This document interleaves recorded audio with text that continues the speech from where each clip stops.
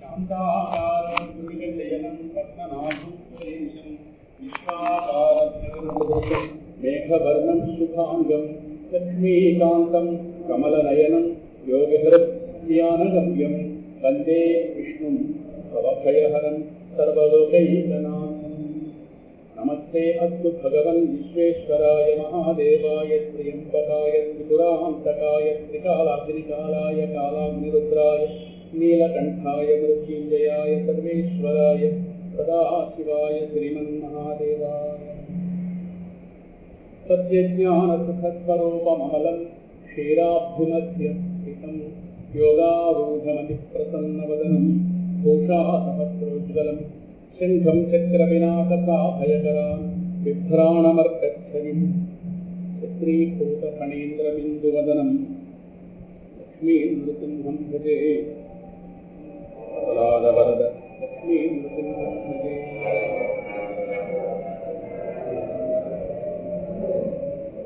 श्रीमत्पयोनिधिनिकेतन चक्रपाणे भोगीन्द्रभोगमणिराजित पुण्यमूर्ते योगीश शाश्वतशरण्य भवाब्धिकोट लक्ष्मीनृसिंह मम देहि करावलम्बम्। संसारसागरनिमज्जनमुह्यमानं दीनं विलोकय विभो करुणानिधे माम्। प्रह्लादखेदपरिहारपरावतार लक्ष्मीनृसिंह मम देहि करावलम्बम्। आपदामपहर्तारं दातारं सर्वसम्पदां लोकाभिरामं श्रीरामं भूयो भूयो नमाम्यहम्। यत्र यत्र रघुनाथकीर्तनं अत्र तत्र कृतमस्तकाञ्जलिं बाष्पवारि परिपूर्णलोचनं मारुतिं नमत राक्षसान्तकम्। कृष्णाय वासुदेवाय देवकीनन्दनाय च नन्दगोपकुमाराय गोविन्दाय नमो नमः। कृष्णं नारायणं वन्दे कृष्णं वन्दे व्रजप्रियं कृष्णं द्वैपायनं वन्दे कृष्णं वन्दे कृष्णासुतं। सच्चिदानन्दरूपाय विश्वोत्पत्त्यादिहेतवे तापत्रयविनाशाय श्रीकृष्णाय वयं नमः। अहो देवर्षिर्धन्योऽयं यत्कीर्तिं शार्ङ्गधन्वनः गायन्माद्यन्निदं तन्त्रिया नमयत्यातुरं जगत्।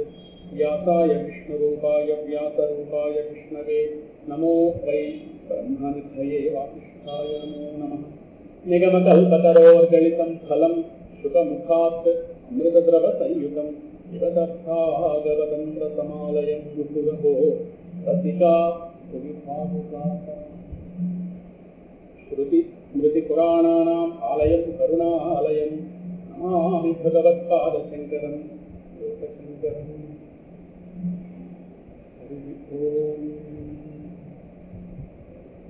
ओम श्री श्रीधराचार्याय नमः।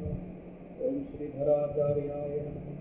ओम श्रीधराचार्य स्वामिने नमः।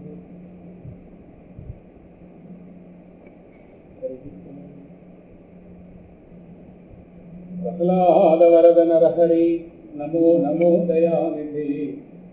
प्रह्लादवरद नरहरि नमो नमो दयानिधि। प्रह्लादवरद नरहरि नमो नमो दयानिधि। प्रह्लादवरद नरहरि नमो नमो दयानिधि। नमो नमो दयानिधि। नमो नमो दयानिधि। हरि ओम। ओम नमो ब्रह्मादिभ्यो ब्रह्मविद्या संप्रदाय कर्तृभ्यो वंशविद्भ्यो।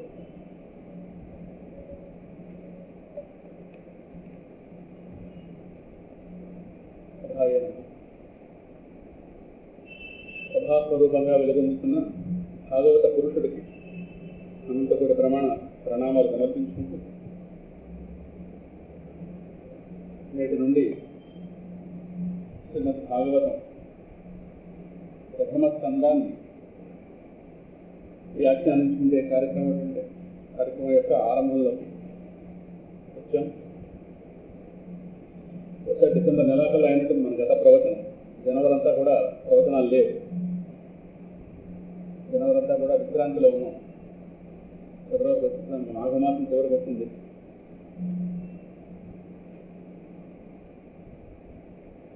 ఈ భాగవత ప్రథమ స్కందాన్ని ఇప్పటికే 2-3 సార్లు వాయిదా వేయించడం జరిగింది. ఈసారి స్వామి మీద ధైర్యం ఇచ్చాడు, ఇంకా విషయంలోకి వెళ్ళడం.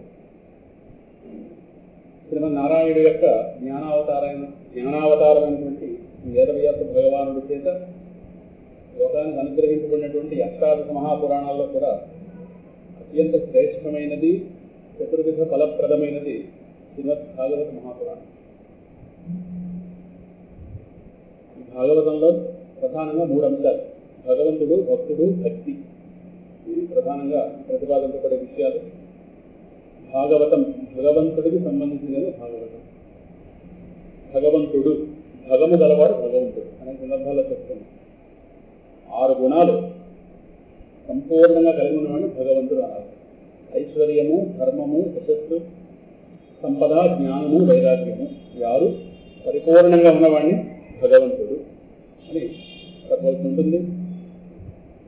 ఆ 6 గుణాల్లో ఒక్కొక్క గుణం గురించి 2 స్కంధాలు చొప్పున మొత్తం మీద వివరించినటువంటి, మొత్తం 12 స్కంధాల్లో వివరించినటువంటిది భాగవత మహాపురాణం. అలాగే సూత మహర్షిని ఈ సౌనకాల ఋషులు ఒక 6 ప్రశ్నలు వేస్తారు ప్రథమ స్కంధంలో.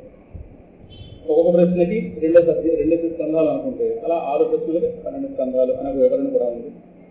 ఈ భాగవతం బ్రహ్మ సంహితము, అనగా వేదంతో సమానం కాదు, సాక్షాత్ వేదమే అనేది పెద్దల యొక్క నిర్ణయం. దీనికి చాలా గొప్ప పేరుంది, పరమహంస సంహిత. ఇప్పుడు భాగవతం పరమహంసలకే కానీ సామాన్యుని చెప్పకూడదు. పరమహంస అయినటువంటి వాళ్ళు, పరమహంసలు అంటే ఇంకా లోకం ఎవరికైతే పట్టదో వాళ్ళు పరమహంస. లోకం పట్టని వాడు, అంటే దీన్ని చెప్పినవాడు లోకం పట్టనివాడు సామాన్యుడా. కనుక ఆ పరమహంసలైనటువంటి సుఖాది యోగీశ్వరులకు మాత్రమే తెలియజేసినటువంటి సంహిత.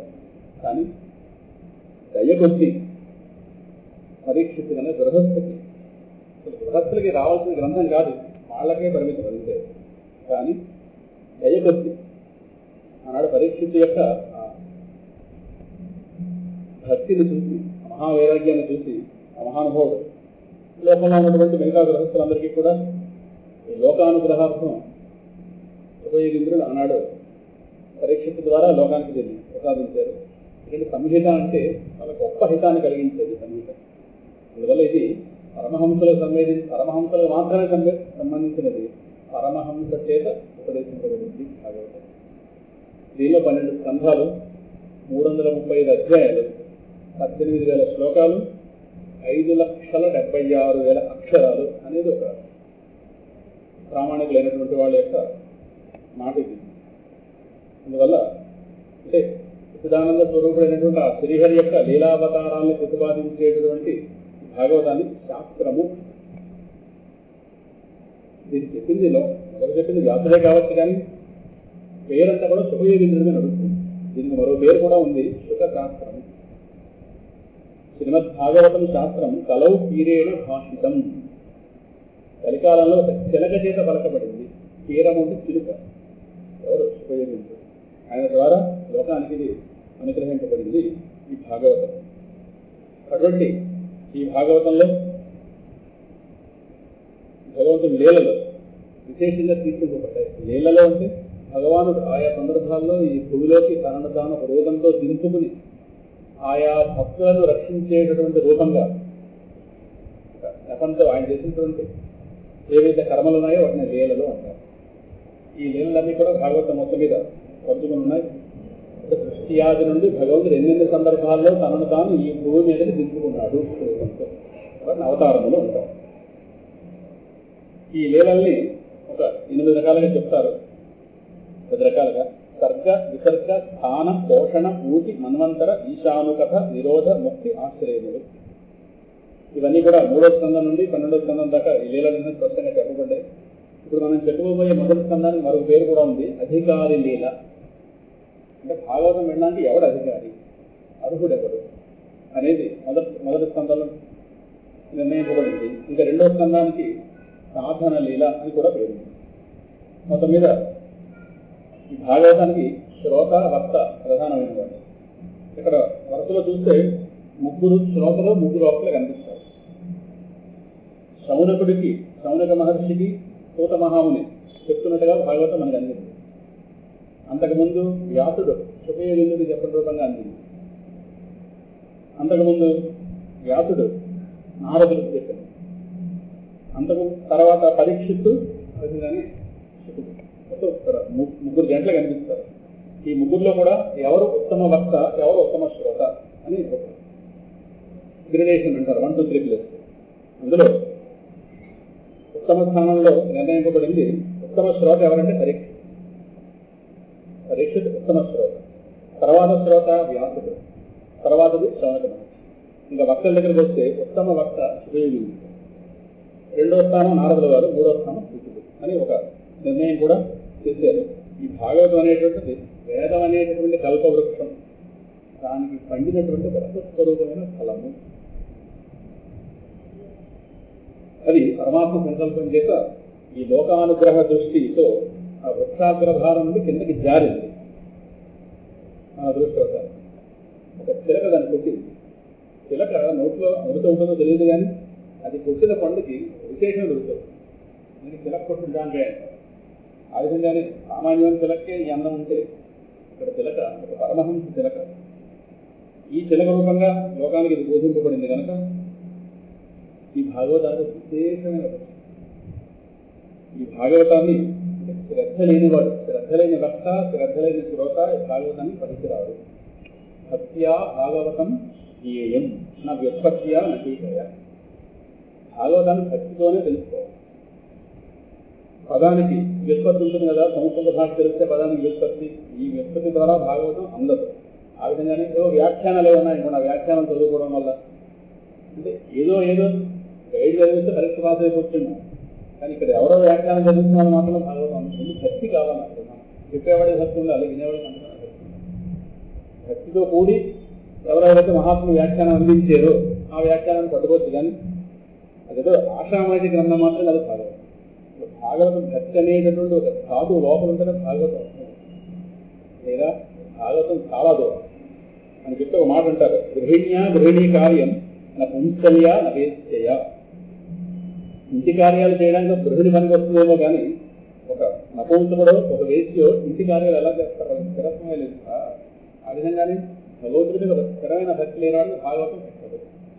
ఒక శ్రద్ధ లేనివాడికి, ఒక భక్తి లేనివాడికి, ప్రాథమికంగా ఈ లక్షణాలు లేనివాడికి భాగవతం అంటే విషయలంపటుడు అయినటువంటి వాడు శ్రద్ధాహీనుడు భాగవతం చెప్పడానికి కానీ వినడానికి అర్హుడు కాదు. ఇది కనీస లక్షణాలు ఇక్కడ చెప్పారు. అందువల్ల భాగవతాన్ని తెలుసుకోవడంలో భక్తికి ప్రాధాన్యం ఇవ్వబడింది. ఇంకా భాగవతం వింటే మన యొక్క భక్తి పెరుగుతుంది. అటువంటి ఈ భాగవతంలో ప్రథమ స్కందంలో మొత్తం 19 అధ్యాయాలు ఉన్నాయి. అందులో 809 శ్లోకాలు. అయితే మనం భాగవతాన్ని ఎల్లుండి నుంచి ప్రారంభించాం. ప్రథమ స్కందం ఈ మొదటి 2 రోజులు కూడా ఇది భాగవతుడు కూడా సప్తాహ విధానంలో చెప్పుకోవాలి. మనం 9 రోజులు సంకల్పం చేస్తాం. ఈ 2 రోజులు కూడా, ఈ మొదటి 2 రోజులు కూడా భాగవత మాహాత్మ్యం అనేటటువంటి దాన్ని ఇది పద్మపురాణంలో ఏదైనా సంప్రదాయజ్ఞులు అయిన వాళ్ళు భాగవతం సప్తాహం ప్రారంభించే ముందు ఒకంతైనా సరే ఈ భాగవత మహాత్మ్యం చెప్తారు. తప్పనిసరిగా చెప్పాలి. ఎలాగైతే గీతకు భగవద్గీత మహాత్మ్యం ఎలాగైతే ఉందో వరాహ పురాణంలో, పద్మపురాణంలో ఇది కనుక ఆ పద్మపురాణంలో ఉన్నటువంటి ఈ భాగవత మహాత్మ్యం ఇది 6 అధ్యాయాలు, 504 శ్లోకాలు కావచ్చు. దీని ఒక 2 రోజుల్లో దీని యొక్క సంపుటి, దీని యొక్క సారాన్ని గ్రహించి అప్పుడు ఎల్లుండి రోజు నుంచి ప్రథమ స్కందంలో ప్రవేశిస్తాం. ఇక్కడ ఈ 6 అధ్యాయాల్లో మొదటి అధ్యాయంలో దేవర్షి నారదుడు భక్తి మాతను కలిగిట, భక్తి దేవికి భక్తి అనేది ఒక రూపంతో, భక్తి అనేది ఒక రూపంలో కనిపిస్తే భక్తి దేవి ఆవిడ పేరు. భక్తి దేవికి నారదుల వాళ్ళకి దర్శనమైంది. ఇది మొదటి అంశం, మొదటి అధ్యాయం చర్చింపబడింది. సచ్చిదానంద రూపాయ విశ్వోత్పత్యాది హేతవే తాపత్రయ వినాశాయ శ్రీకృష్ణాయ వయం నమః. ఇది మొదటి శ్లోకాన్ని ఇక్కడ సచ్చిదానంద స్వరూపుడు భగవంతుడు. సచ్చిదానంద సత్యచిత్తు ఆనందం, ఎప్పుడూ ఉండేటటువంటి జ్ఞానానంద స్వరూపుడే భగవంతుడు. అటువంటి భగవంతుడు అయినటువంటి వాడు విశ్వోత్పత్యాది హేతవే, ఈ సృష్టి యొక్క విశ్వం యొక్క సృష్టి స్థితి సంహారములు ఏవైతే ఉన్నాయో వాటికి కారణభూతమైనటువంటి వాడు తాపత్రయ వినాశం.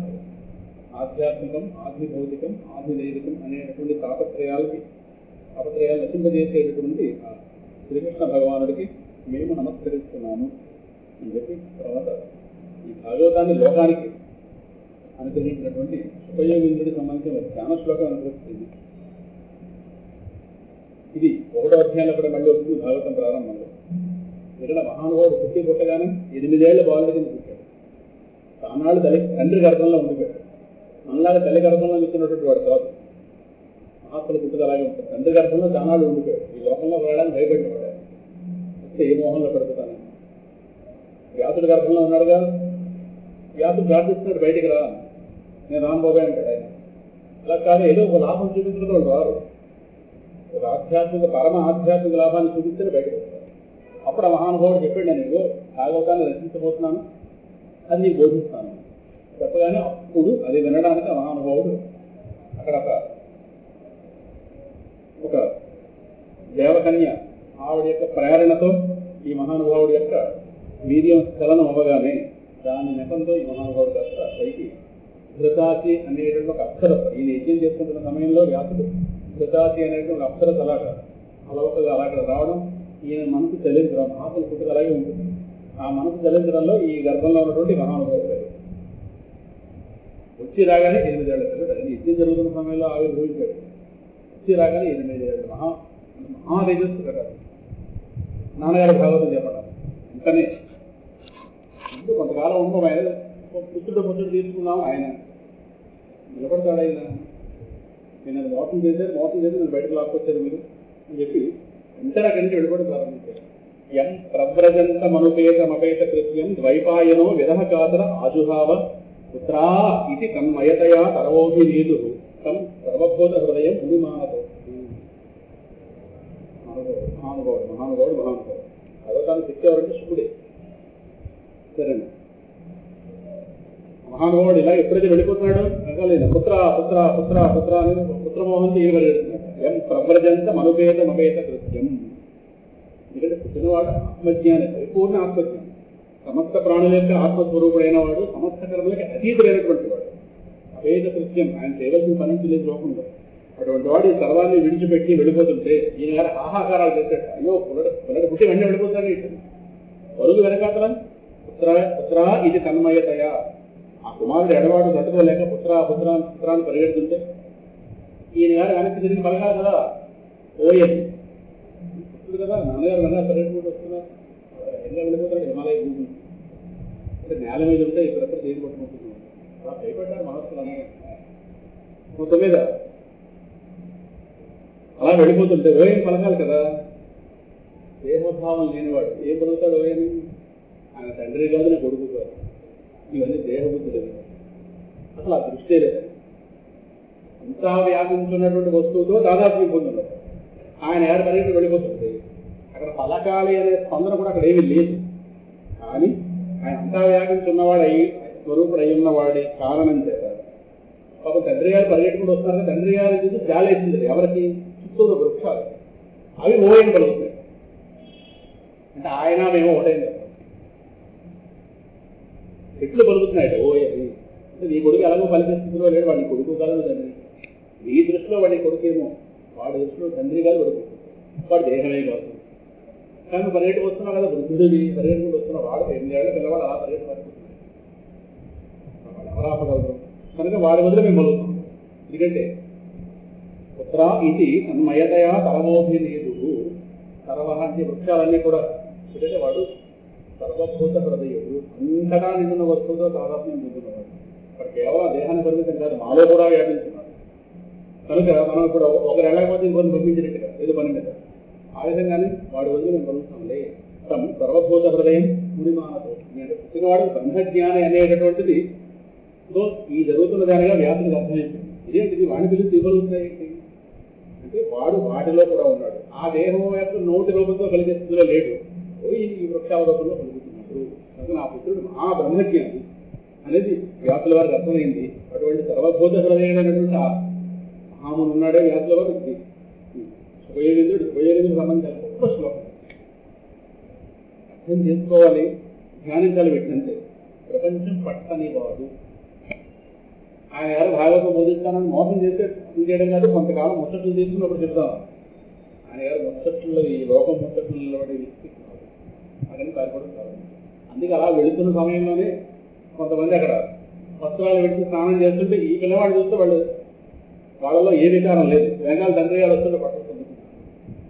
ఇది అలాగే తర్వాత దాంట్లో వస్తుంది కనుక అటువంటి సుఖమహాత్ముడికి నేను నమస్కరిస్తున్నానని చెప్పి నైమిషారణ్యంలో ఒకసారి సూత మహాముని మహాబుద్ధిమంతుడు నైమిషే సూతమాసీన అభివాద్య మహామహిం భాగవతం వింటే ఎలా మాట్లాడాలో తెలుస్తుంది. పదప్రయోగం ఎలా చేయాలి, రామాయణం ఒకటి భాగవతం ఇక్కడి భాష ఎదురువాడిని ఎలా గౌరవించాలి, మహాత్ములు ఎలా మాట్లాడాలి, పెద్దలతో ఎలా మాట్లాడాలి, మాటలు ఎలా మాట్లాడాలి, ఆ పదాలు పెట్టి. అందువల్ల ఒకసారి నైమిషారణ్యం మరించుకుంటే పవిత్రం అవుతాం. ఆ నైమిషారణ్యంలో మహాబుద్ధిమంతుడైనటువంటి సూత మహాముని ఒకసారి ఆయన సుఖాసీనుడై ఉండగా అక్కడికి భగవత్ కథామృతం యొక్క రసాన్ని పానం చేయడంలో గొప్ప నేర్పరైనటువంటి శౌనకుడు అనేటువంటి ఒక మహాముని అక్కడ విచ్చేసి తన బృందంతో పాటు విచ్చేసి ఆ సూత మహామునికి నమస్కరించి ఇలా ప్రశ్నిస్తున్నాడు. అజ్ఞానధ్వాంత విధ్వంస కోటి సూర్య సమప్రభ సూతాఖ్యాది కథాసారం మమ కర్ణరసాయనం. అయా అజ్ఞానాంధకారాన్ని నశింపజేయడానికి కోటి సూర్య ప్రభలతో సమానమైంది నీ జ్ఞానం. మా చెవులకు రసాయనం వంటిది అమృత స్వరూపమైనది. సారభూతమైనటువంటి భగవద్గీతను మాకు మీరు వినిపించండి. ఆ రోజుల్లో వాళ్ళు అలా అడిగారు ఖాళీ ఉన్న సమయం. సరే, భక్తి జ్ఞాన వైరాగ్యాల వల్ల లభించే వివేకం ఎలా వృద్ధి చెందుతుంది? భక్తజనులు ఈ మాయామోహాలను తిరస్కరించి ఎలా నిశ్చింతగా ఎలా ఉండగలరు? చలికాలం వస్తుంది కదా, చాలా భయంకరమైనది. జీవులు సాధారణంగా ఆసురీ స్వభావం కలిగి ఉంటారు, రక్త స్వభావాన్ని అనేక విధాలైన బాధలకు గురవుతూ ఉంటారు. అటువంటి ఈ కలికాల జీవులను సంతృప్తం చేయడానికి, అంటే దైవశక్తి సంపన్నం చేయడానికి సర్వశ్రేష్టమైన ఉపాయం ఏమైనా ఉందా? అన్నిటికంటే మిగిలిన శ్రేయోదాయకమైనది పవిత్రమారించే వాటిలో కల పవిత్రమైనది. ఈ కాలం నందు ఆ కృష్ణ భగవానుడు మొన్నమనే ఆయన దేహత్యాగం చేసి వెళ్ళారు కదా, ఇక్కడి నుంచి ఆ పరమాత్మను పొందడానికి ఏమైనా ఉపయోగపడే శాశ్వతమైన సాధన ఏమైనా ఉంటే మాకు మీరు ఉపదేశించండి. చింతామణి లోక సుఖం సురద్రుహు స్వర్గ సంపదం ప్రయత్ని గురుహు ప్రీతో వైకుంఠం యోగి దుర్లభం అనేటువంటి ఒక చింతామణి కేవలం లౌకికమైన సుఖాలు ఇస్తుందేమో, కల్పవృక్షం స్వర్గ సంపదలు ఇస్తుందేమో, కానీ గురుస్వరూపాన్ని మీరున్నారే, ఆ పరబ్రహ్మైన పరమాత్మ యొక్క నిత్య వైకుంఠ ధామాన్ని కూడా మీరు ప్రసాదించగలరు. కనుక అటువంటి ఉపాయాన్ని మాకు చెప్పండి అనగానే వచనాలకి తిరిగి చెందినటువంటి ఆ సూత మహాముని ప్రీతి శౌనక చిత్తే యతో వచ్చి విచార్యత సర్వ సిద్ధాంత నిష్పన్నం సంసారభయ నాశనం. చెప్పుకునేదంతా కూడా మనం వ్యాస మూలం ఎక్కువ చెప్పుకుంటున్నాం. వ్యాసభాగం కోటన గారు అక్కడక్కడ చూపిస్తాను. వ్యాసభాగంలో సంస్కృత శ్లోకాలు వింటే చాలు, సందేహం లేని ఇప్పుడు మహాత్ములు ఇక్కడ కూర్చున్నారు. నమ్మినా నమ్మకం ఆలోచన కట్టిస్తుంది, సరే తెలుస్తుంది అంతేపడుతుంది. కనుక మీ హృదయంలో భగవద్భక్తి కనిపిస్తోంది. నేను బాగా ఆలోచించి మీకు ఈ జనన మరణ రూపమైనటువంటి సంసార భయాన్ని పారద్రులే సకల సిద్ధాంతాల సారాన్ని నేను చెప్తాను. అది ఎలాంటిదంటే భక్తి ప్రవాహాన్ని పెంచేది, పరమాత్మని శీఘ్రంగా ప్రసన్నం చేసుకునేటువంటి ఒక సాధన. అది సాధారణంగా వినండి. ఈ కలికాలంలో ప్రజలకి కాలం అంటే ఈ కాలవ్యాల ముఖగ్రాసత్రాస నిర్నాశ హేతవే. కాలం తప్పమంటదయా, దాని నోటికి ఎప్పుడు ఆహారం అయిపోతానా అని చెప్పి కలియుగంలో జీవులందరూ కూడా వాళ్ళందరూ భయపడుతూ ఉంటారు. వాళ్ళందరి భయాన్ని నశింపజేయడం కోసం భాగవతం శాస్త్రం కలవు కీరేణ అటువంటి భయాన్ని నశింపజేయడం కోసమే ఈ భాగవత శాస్త్రాన్ని సుఖమహర్షి ప్రవచనం చేశారు. మనసును పవిత్రం చేయడానికి భాగవతాన్ని మించిన సాధనం వేరేది ఇంకోటి లేదు. ఇది జన్మ జన్మాంతర పుణ్యభాగ్యాల వల్ల కలుగుతున్నాయా? దీన్ని సుఖమహర్షి పరీక్ష మహారాజు గారికి ఈ కథను వినిపించడానికి గతంలో జరిగిందని చెప్తాడు. ఆయన ఆ గంగా నదీ తీరంలో ఆయన అక్కడ ప్రభాస్కరులు ఆయన ఆచీనులై ఉండగా దేవతలు తెలుగుదారిలో పనిచేశారు. వాళ్ళ దగ్గర ఉన్న అమృత కలశాన్ని మూసుకొచ్చారు. పట్టుకొచ్చి ఎందుకంటే వాళ్ళు తెలివైన వాళ్ళు కదా, ఈ నిమోబోయే భాగవత అమృతాన్ని పట్టుకుపోయి వాళ్ళ దగ్గర ఉన్న అమృతాన్ని అంటే పరీక్షితులు ఎలాగో బ్రతకడమే కావాలి కదా, ఈ అమృతం పనిచేస్తుంది, సుఖమహర్షి గారు మాకు ఇచ్చేయండి మీరు చెప్పబోయే భాగవత అమృతాన్ని అని వాళ్ళు ఏదో చిన్న బిజినెస్ ఫ్యాక్టరీ అక్కడికి వచ్చారు.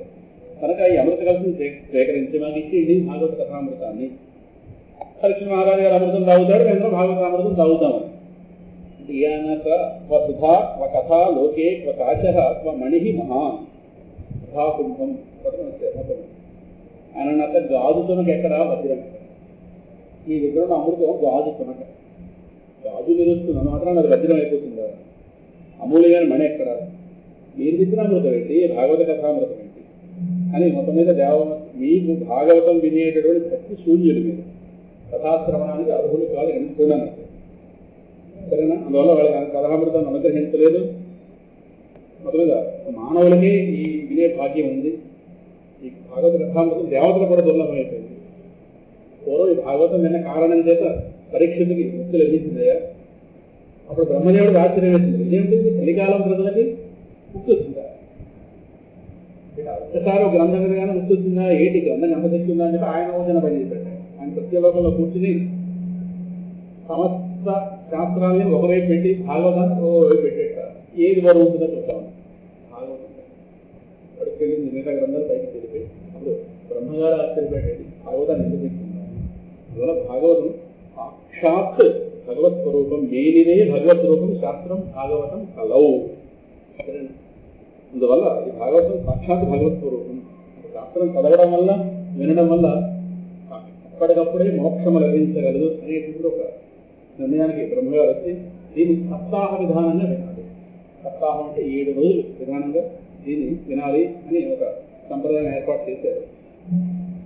పూర్వం దీన్ని సనకాదృష్టులు దేవర్షి నారదుడికి ఈ సప్తాహ విధానాన్ని చెప్పుకుంటాం. వాళ్ళు వినిపించారు. బ్రహ్మగారి ముఖం నుండి ముందు నారదుల వారు అంతకు ముందే విన్నారు. నారాయణుడి దగ్గర నుంచి బ్రహ్మగారు విన్నారు.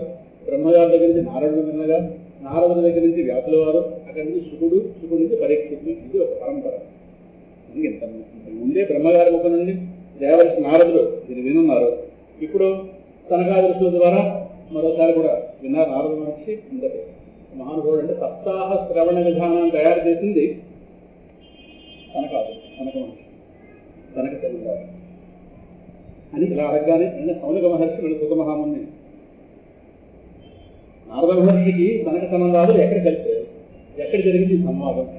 ఏదైనా గురువుగారు పుస్తకం చెప్పి ఆపిది వాళ్ళ కుతూహలంతో మంచి ప్రశ్న వాళ్ళ ముందు మరింత సమాచారం రావాలి. ఇది శిష్యుల యొక్క ఉత్తమ శిష్యుల యొక్క లక్షణం. నేను అంతదాకా చెప్పగానే వీళ్ళు ఎక్కడ సమావేశం అయ్యారు, నారదుల వారు సనక మహర్షి సనకాదులు ఎక్కడ కలిపారు, ఏ సందర్భంలో కలిపారు, ఏంటి అని దాని గురించి మాకు చెప్ప ప్రార్థన అనగానే అప్పుడు తప్పకుండా చెప్తాను. ఇది భక్తితో కూడిన కథ. ఇది ఒకనాడు నాకు సుభయోగేంద్రుడు నన్ను ప్రధాన శిష్యుడిగా చేస్తూ నాకు ఏకాంతంలో ఈ సన్నివేశం గురించి చెప్పారు. ఈ సనకాది ఋషులు ఓసారి వీళ్ళు మహానుభావులే ఒకసారి విశాలాపురము అనగా బద్రీనారాయణ క్షేత్రానికి వెళ్ళారు. దాని పేరు విశాలాపురం. అక్కడ నారదుని పిలిపించారు. నారదుల వారు చింతాక్రాంతులే ఉన్నారు.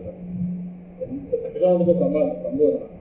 సనకాదులు నారదుల వారు చెప్తారు, కథం బ్రహ్మన్ దీనముఖ కుతశ్చింతాతురో భవాన్ వరిదం గమ్యతే కుత్ర కుతశ్చాగమనం తవ.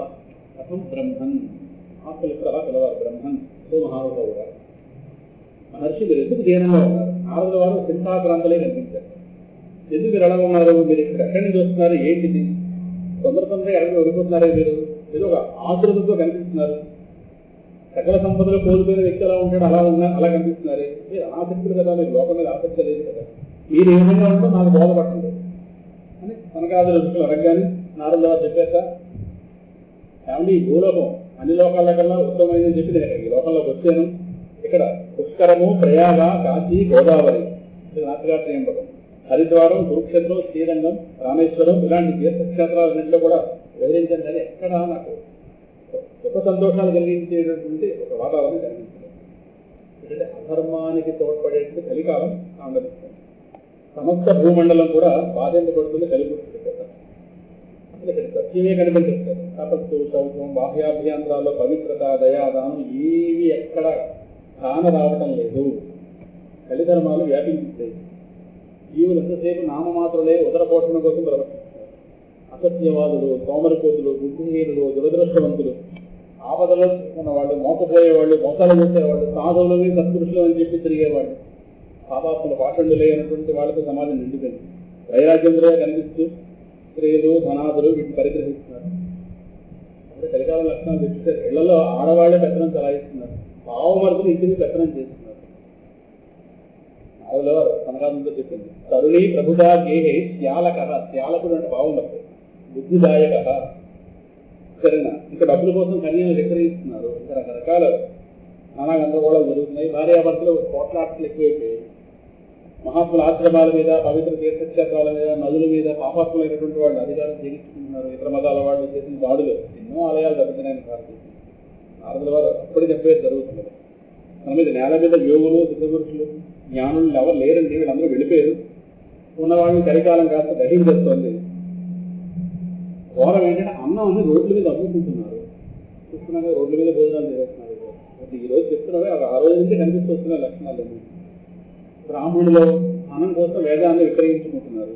స్త్రీలు వేశ్యావృత్తితో సదాచారహీనులై జీవితాన్ని గడుపుతున్న వాళ్ళు కనిపిస్తున్నారు. ఇదంతా చూస్తే గాబరా వేస్తుంది. ఈ కలికాలం దోషాలను చూస్తూ నేను భూమిని సంచరిస్తూ ఎక్కడా కాదని చెప్పి యమునా నది తీరాన్ని చేరాను. కృష్ణ పరమాత్మ యొక్క లీలలకి నిలయమైనటువంటి యమునా తీరాన్ని చేరాను. అక్కడ నేను ఒక గొప్ప ఆశ్చర్యాన్ని చూశాను. ఒక యువతి దుఃఖంతో కూర్చుంది. ఆమె పక్కన అటో ముసలైనా ఇటో ముసలైనా నిశ్చేషులై నిట్టూర్పులు విడిచిపెడుతూ ముసలివాళ్ళు. ఆవిడేమోని వయసులో ఉన్న ఆవిడ ఆ యువతి, వీళ్ళేమోని నిశ్చేషులై ముసలివాళ్ళు వడతలు అటు ఉన్నారు. వాళ్ళని చైతన్యవంతం చేయడానికి లేపడానికి నిద్ర లేపడానికి ఆవిడ ప్రయత్నిస్తోంది. పాపం ఏడుస్తూ ఉంది. చుట్టూ ఎవరో రక్షించేవాళ్ళ కోసం చుట్టూ చూస్తోంది. వందల కొద్ది స్త్రీలు ఆవిడ చుట్టూ నిలబడి ఆవిడకి ఇలాగా సేవలు చేస్తూ ఆవిడ ఓదారుస్తున్నారు. నేను కొంత దూరంలోని విషయాన్ని చూశాను. కుతూహలంతో వెళ్ళాను. ఏంటి ఇలా ఉన్న పరిస్థితి, ఏం సమస్య అనగానే ఆ మహాతలి గారితో నాతో మాట్లాడడం ప్రారంభించింది. మహాత్మా, ఒక మనుషులు ఇలా నిలబడండి. నారదులతో ఆ తల్లి చెప్పిన ఆవిడ భక్తి మాత, భక్తి దేవి, మీరు నా బాధను తొలగించాలి. మీ ఇలాంటి వాళ్ళ దర్శనం సమస్త పాపాలను పోగొడుతుంది కదా. మీ వాక్కు చేత నాకు కొంత ఉపశాంతి కలుగుతుంది. సరేనా? మేము చేసుకున్న పుణ్యాల వల్ల ఎటువంటి మీలాంటి వాళ్ళ దర్శనం లభిస్తుంది కదా అనగానే ఈయన చేత ఎవరివి ఈ పురుషులకి ఏమవుతారు? ఆవిడ స్త్రీ, వీళ్ళకి పురుషులు, వీళ్ళ వృద్ధులు, ఆవిడేమో యువత.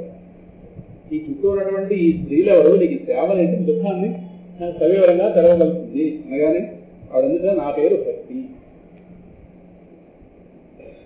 వీళ్ళిద్దరు నా కుమారులు, ఒకరు జ్ఞానం, ఒకరు వేరే. సరేనా? కాల ప్రభావంలో, ఈ చలికాలం ప్రభావం వల్ల వీళ్ళ యొక్క అంగాలు శిథిలమైపోయి వీళ్ళందరూ మరి చుట్టూ ఉన్న స్త్రీలు గంగామయమైనటువంటి నదులు, ఆ నదీమ తల్లులే ఇక్కడ సేవలు. వీళ్ళందరూ నన్ను సేవించడానికి వచ్చారు. ఇలా దేవతల చేత సేవించబడుతున్నా నాకు శాంతి కాస్త బరువైంది. నా వృత్తాంతాలు కాస్త వినవలసింది. ఇది నా శాంతిని ప్రసాదించండి. నేను ద్రవిడ దేశంలో జన్మించాను, కర్ణాటకలో పెరిగాను, మహారాష్ట్రలో అక్కడక్కడ సత్కరింపబడాను, గుజరాత్కి వెళితే నాకు గుర్తుందనం పడుతుంది అని చెప్పించుకున్నాను. సరేనా? అంటే భయంకరమైన కలియుగ ప్రభావం చేత ఈ పాషండులైనటువంటి వాళ్ళు నాకు ఈ విధంగా నష్టం కలిగించారు. చాలా కాలం ఇలాగే జరిగింది. అందువల్ల నేను ఈ నా కుమారులతో పాటు దుర్బలత్వం పొంది తేజోవిహీనులను అప్పుడు ఏం చేశానంటే బృందావనం వెళ్ళగానే నేను మళ్ళా ఒక పరమ సుందరిని, ఒక మంచి రూపవతిని నేను కాస్త యవనం పొందాను. కానీ ఈ పడున్నావే వీళ్ళిద్దరూ వీళ్ళు కాస్త అక్కడికి వెళ్ళినప్పుడు వీళ్ళు ఇలాగే ఉన్నారు. ఆలోచిస్తూ గుర్తించుకున్నాను. ఈ స్థలం వదిలి ఇంకో చోటుకి వెళ్ళిపోతాను అనుకుంటున్నాను. వీళ్ళిద్దరు ముసలైతే రెట్టు వెళ్ళలేకపోతాను పడుతున్నాను. ఈ దుఃఖంతో వెలవెల్లాడుతున్నాను. అసలు నేను యవనం పొందడం ఏంటి, నా కుమారులందరూ కూడా వృద్ధులు అవ్వడం ఏంటి? లోకంలో ఎక్కడైనా సరే ముందు పుట్టిన వాళ్ళు వృద్ధులు అవ్వడం, వెనకాదుల వాళ్ళు ఇలా జరగడం జరుగుతుంది కదా. ఈ వ్యవస్థ ఇలాగే విరుద్ధంగా ఉంది. ఏమిటి ఇది అర్థం అవడం లేదు. అందువల్ల నా దుఃఖానికి కారణం, పరిష్కారం మీరు చెప్పవలసింది అని చెప్పగానే ఒకసారి నారదులు చెప్తారు, జ్ఞానేనాత్మని పశ్యామి సర్వమేత తవ అనగే నా విషాదత్వయా కార్యో హరి శంతే కరిష్యతి. నా జ్ఞాన దృష్టి చేత ఇగో ఈ దుఃఖానికన్నా కారణాన్ని కనిపెడతాను, కలపదు అని చెప్తుంది. శ్రీహరికి మేలు కలిగించువాక అని శుద్ధుల వారు చెప్తారు. నారదులు ఒక క్షణంలో దుఃఖానికి కారణం కోసం వెంటనే చెప్పడం ప్రారంభించారు. దేవిని సావధానంగా విని, ఇది కలియుగం, అలా భయంకరమైంది. ఇక్కడ సదాచారం, యోగ మార్గం, తపస్సు ఎన్ని పూర్తిగా లోపించింది. జనులు మూర్ఖులు, వంచకులు, దుష్కర్ములై, ఆసక్తులై, పాపాల రాయుడుగా తిరుగుతున్నారు. తేన లుప్త సదాచార. ప్రపంచంలో ఎక్కడ చూసినా సత్పురుషులు దుఃఖాంతో బాధపడుతున్న వాళ్ళు, దృష్టిలో సుఖాలు అనుభవిస్తున్నారు. ఈ సమయంలో కొంచెం ధైర్యం వహించిన వాళ్ళు ఎవరైతే ఉన్నారు, ధైర్యం వహించిన బుద్ధిమంతులే గొప్ప జ్ఞానులు పండితులు అవుతారు. ఇటువంటి సమస్య ఈ భూమి క్రమక్రమంగా ప్రతి సంవత్సరం ఆదిశేషుడికి మోయడానికి భారం అయిపోతుంది. ఇది ఆయన పోతున్నాడు భూమి పాపాత్మల భారం జరిగితే సరేనా. ఎక్కడైనా సరే శుభం మంగళం అంటూ మర్చికైనా కనిపించట్లేదు. ఇప్పుడు నువ్వు కానీ నీ పుత్రులు కానీ ఎవరికైనా కనిపించట్లేదు. ఎవరికి భక్తి జ్ఞాన వైరాగ్యాలు అక్కర్లేదు. ఏం కావాలో చెప్తాను. ఇక్కడ విశేష సుఖాల్లో మునిగి ఉన్న జీవులు కళ్ళు ఉన్న కబోదులు అందులో వారు మాట్లాడని నువ్వు సరే మీ ముగ్గురు ఉపేక్షింపబడ్డారు కదా. దాంతో ఇప్పుడు ఎవరు మిమ్మల్ని పోషించకపోతే ఎవరు మిమ్మల్ని వాడు స్వీకరించకపోతే మీరు చెల్లి అయిపోయారు, చిక్కి చెల్లి అయిపోయారు. అయితే నువ్వు ఎందుకు ఎవరం పొందావంటే బృందావనం చేరావు కదా. బృందావనం భక్తి నిరంతర భక్తి పొంది అందువల్ల నీకు మళ్ళీ ఆ పూర్వ యవనం కాస్త వచ్చింది. నువ్వు మళ్ళీ ఎందుకు భక్తి సర్వత్రం నాట్యం చేస్తుంది కనుక బృందావనం ధన్యమైంది. కానీ ఇక్కడ కూడా నీ ఎరువురు బుద్ధులు పట్టించుకున్న వాళ్ళు ఇక్కడ బృందావనంలో కూడా జ్ఞాన వైరాగ్యాలు అంతంత మాత్రం భక్తి ప్రధానంగా ఉండాలి. జ్ఞాన వైరాగ్యాలను పట్టించుకున్న వాళ్ళు లేరు. అదే వీరు వృద్ధాప్యం పోవడం. అయితే ఎంతో కొంత పరమాత్మ ధరించిన భూమి కనుక ఆయన పాదస్పర్శ చూపిన భూమి కనుక ఎంతో కొంత వీళ్ళకు ఆనందం లభించింది. దాంతో వీళ్ళు కొద్దిగా తెలివి వచ్చిన వాళ్ళకి అనిపిస్తున్నారు. అంతకన్నా పెద్దది ఆయన గుర్తెందుక భక్తి ఉవాచ కథం పరీక్షిత రాజ్ఞా స్థాపితో అష్టి కలిగి. ఈ పరమ పాపాత్ముడైనటువంటి కలిని పరీక్షిత ఎందుకు అనుమతించారు? ఇది ఎలాగో మాకు మొదటి స్కందంలో వస్తుంది. పరీక్షితుకి కలికి చాలా వాదం జరిగింది. ఈ కలి ప్రవేశించిన వెంటనే సమస్త వస్తువుల సారం కూడా ఎలా నిశ్శబ్దం అయిపోయాయో వస్తువులన్నీ కూడా వస్తువుల యొక్క వైభవంతాన్ని నిశ్శబ్దం అంతుపట్టడం లేదు. అయినా ఆ హరి ఈ అధర్మాన్ని ఎలా సహిస్తున్నాడు? మీరు ఈ సందేహాన్ని నెరవేర్చండి, తీర్చండి. మీ చల్లటి మాటల చేత నా మనసుకి ఎంతో శాంతి కలుగుతుంది అని శక్తిమాత అనగానే నారదుల వారు చెప్తున్నాక చాలా శ్రద్ధగా వినాలి. ఇక నీ దుఃఖం కాస్త దూరం అయిపోయి రోజు వస్తుంది. పరమాత్మ ఏనాడైతే భూలోకాన్ని వెళ్ళి పరంధానాన్ని వెళ్ళిపోయాడో ఆనాడే కలి ప్రవేశించింది. అది ఇక సమస్త భక్తి సాధనలకి సమస్త భగవత్ సాధనకి ఆటంకం కలిగిస్తుంది.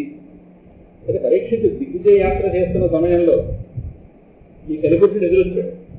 వాడిని నిగ్రహించే ప్రయత్నం చేశాడు కానీ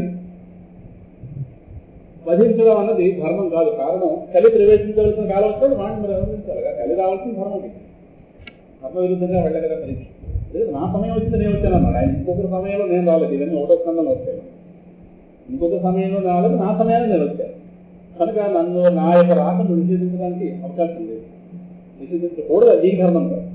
అయితే ఏవో కొన్ని స్థానాలు నాకు ఇవ్వు అది అక్కడ వివరంగా చెప్పుకుంటాం. అందువల్ల ఈ కలికాలం వల్ల ఒక లాభం ఉంది, అందువల్ల అనుమతించేది ఈయన అంటారు ఇక్కడ. తత్ఫలం నాస్తి తపసా నా యోగేన సమాధిన తత్ఫలం లభతే సమయత్తు కలవు కేశవ కీర్తనాత్. కలికాలం వల్ల పెద్ద లాభం ఉంది కదా. తపస్సు యోగము సమాధి చేత లభించిన ఫలము ఈ కలికాలంలో కేవలం శ్రీహరి కీర్తనం చేతనే సంపూర్ణంగా లభిస్తుంది. కానీ కీర్తన కూడా చేయలేదు. లాభం ఏదో ఉంది కానీ ఆ కీర్తన చేసిన వాళ్ళే కొట్టుకుంటున్నారు. బ్యాటరీ నేను ఈ పాట పాడాలంటే నేను పాట పాడాలి. చూడండి చాలా దూరం చూడండి. వాడికి పాట అవ్వబోదే వాడు పుట్టినది పని చేస్తాడు. లాభం ఉంది, ఆ లాభంలోకి వెళ్ళని మన ప్రవృత్తి కూడా సరే. మాట ఎక్కువ ఉంటుంటాం కలవ కేశవ కీర్తనాత్మక్తి సరే. ఎక్కడో కూడా కలి ముందుకు వెళ్ళినప్పుడు ఇదొక లాభం ఉంది కనుక రానివ్వాలి. దాని సమయాన్ని దాని రానవద్దు ఎక్కడ కుదురుతుంది. 60 ఏళ్ల తర్వాత 61 ఏటే రావాలి. ఎలా వస్తున్నారు? 61 రాకపోతే 81 వస్తుంది. అందువల్ల రానివ్వాలి తప్పదు. అందువల్ల శ్రీహరి కీర్తనం చేతనే మిగతా సాధనలన్నింటి యొక్క ఫలితం కేవలం ఈ కీర్తన చేతనే సంపూర్ణంగా లభించే అవకాశం ఉంది కనుక కలి సారహీనం అయినప్పటికీ కూడా ఈ దృష్టితే సారయుక్తంగా ఆయన కనిపించింది. అందువల్ల ఈ కలిని ఆయన రావడానికి అనుమతించాడు. ఈ కలికాలంలో ప్రజలు చెడ్డ పనులు చేయడం చాలా ఆసక్తులుగా ఉంటారు. అందువల్ల వాళ్ళు చేసే చెడ్డ పని వస్తువులో ఉన్నటువంటి సారాన్ని వాళ్ళు చూడండి. ఏ కూరలో రుచి ఉన్నాయా? కూర దర్శనంగా రుచి ఉందా? 20 ఏళ్ళు 30 ఏళ్ళు ఎక్కడ కూరలు. అందుకే ఇవాళ కూర తింటే ఆనాడు కూర స్మరించుకుంటాం. అందుకని వేరే ఉపాయం లేదు. ఏ సారం పోతుంది. కారణం మనిషి లక్షణమే వస్తువుల్లో వెళుతుంది. వస్తువులు సారహీనం అయిపోతున్నాయి. ఏదో తినాలి కాబట్టి తింటున్నాం, కానీ భూలోని పదార్థాలు గింజలు లేని పొట్టులాగా నిరుపయోగాలు అయిపోతుంటాయి. చోట కూడా మనిషి యొక్క ప్రవృత్తి, మనిషి యొక్క ప్రవర్తన దృష్టిలో రిఫ్లెక్ట్ అవుతుంది. మనిషి ధర్మాత్ముడిగా ఉంటే లోకంలో ఉన్నటువంటి శక్తులన్నీ మళ్ళీ అవి వెలుగుతాయి. లేదా ఇంకా ఈ బ్రాహ్మణులు అన్నం ధనం వీటికి ఆశపడి ఇంటింటికి వెళ్ళి మనిషికి భాగవత కథ వినిపిస్తున్నారు డబ్బుతో. ఈ విధంగా భగవద్గీత సారవిహీనమైపోయింది. సరిగ్గా మితిమీరిన క్రూరకర్మలు చేసేవాళ్ళు, నాస్తికులు అందరూ ఉన్నారని వీళ్ళు తీర్థస్థానాల్లో ఉంటున్నారు, అధికారుల కింద వీటి కింద. అక్కడ తీర్థస్థానాలు తెచ్చిపోయాయి. నిరంతరం కామం, క్రోధం, ఈ లోపం వీటితో తలదిల్లే వాళ్ళు తపస్సు అనే కపట నాటకం ఆడుతున్నారు. దానివల్ల తపస్సు కాస్త తెచ్చుకున్నారు. లోకాన్ని మోసం చేస్తున్నారు కదా ఛానల్స్లో. మొత్తం మీద అది కొంతమంది మనసు వచనంలో లేని వాళ్ళు ఈ లోభాన్ని, దండాన్ని, లోపం, దంభం వీటిని ఆశ్రయిస్తారు, శాస్త్రాన్ని అభ్యసించారు. ఇటువంటి వాళ్ళు ధ్యానంగా లోకాన్ని కనిపిస్తారు, ధ్యానాన్ని తెచ్చుకుంటారు. ఆపాత్మను ఆశ్రయిస్తే వస్తువు ఎక్కడ తెచ్చిపోతుంది. సరే, ఇంకా పండితులు భార్యలతో పశువులా రచించేటట్టు ఒక స్థితి దిగజారిపోయారు. సంతానాన్ని కలిగించడానికి సమర్థులే కానీ మోక్షాన్ని సాధించడంలో అసమర్థులైపోయారు. ఆదులో చెప్తారు. సంతానాన్ని పెంచే వాళ్ళు అందరూ ఉండరు, పండితులు కూడా. కానీ జ్ఞాన సంపద అక్కడి నుంచి రావడం లేదు. సరే, విష్ణు భక్తి ఎక్కడా కనిపించడం లేదు. ప్రతి వస్తువుల సారం వస్తలేదు. ఇది యుగ ధర్మమే కానీ ఇందులో ఎవరిని ఆక్షేపించడానికి లేదు. సమస్య ఏముంది? ఆయనకి లేదు అంటది కనుక ఎలా ఉన్నవాడైనప్పటికీ అన్ని భరించే అలవాటు ఉన్నవాడైనా భరిస్తున్నాడు. అలాగే ఇప్పుడు సూత మహర్షి చెప్తున్నాక ఈ విధంగా 4 మాటలు వినగానే చాలా ఆశ్చర్యానికి గురయ్యి వెంటనే ఏవో చెప్పబోతోంది. సుదర్శే త్వం హి ధన్యోస్తి మద్భాగ్యేన సమాగతః సాధూనాం దర్శనం లోకే సర్వసిద్ధికరం పరం. ఇక్కడ మన పిల్లవాడికి మహర్షి ధన్యుడు.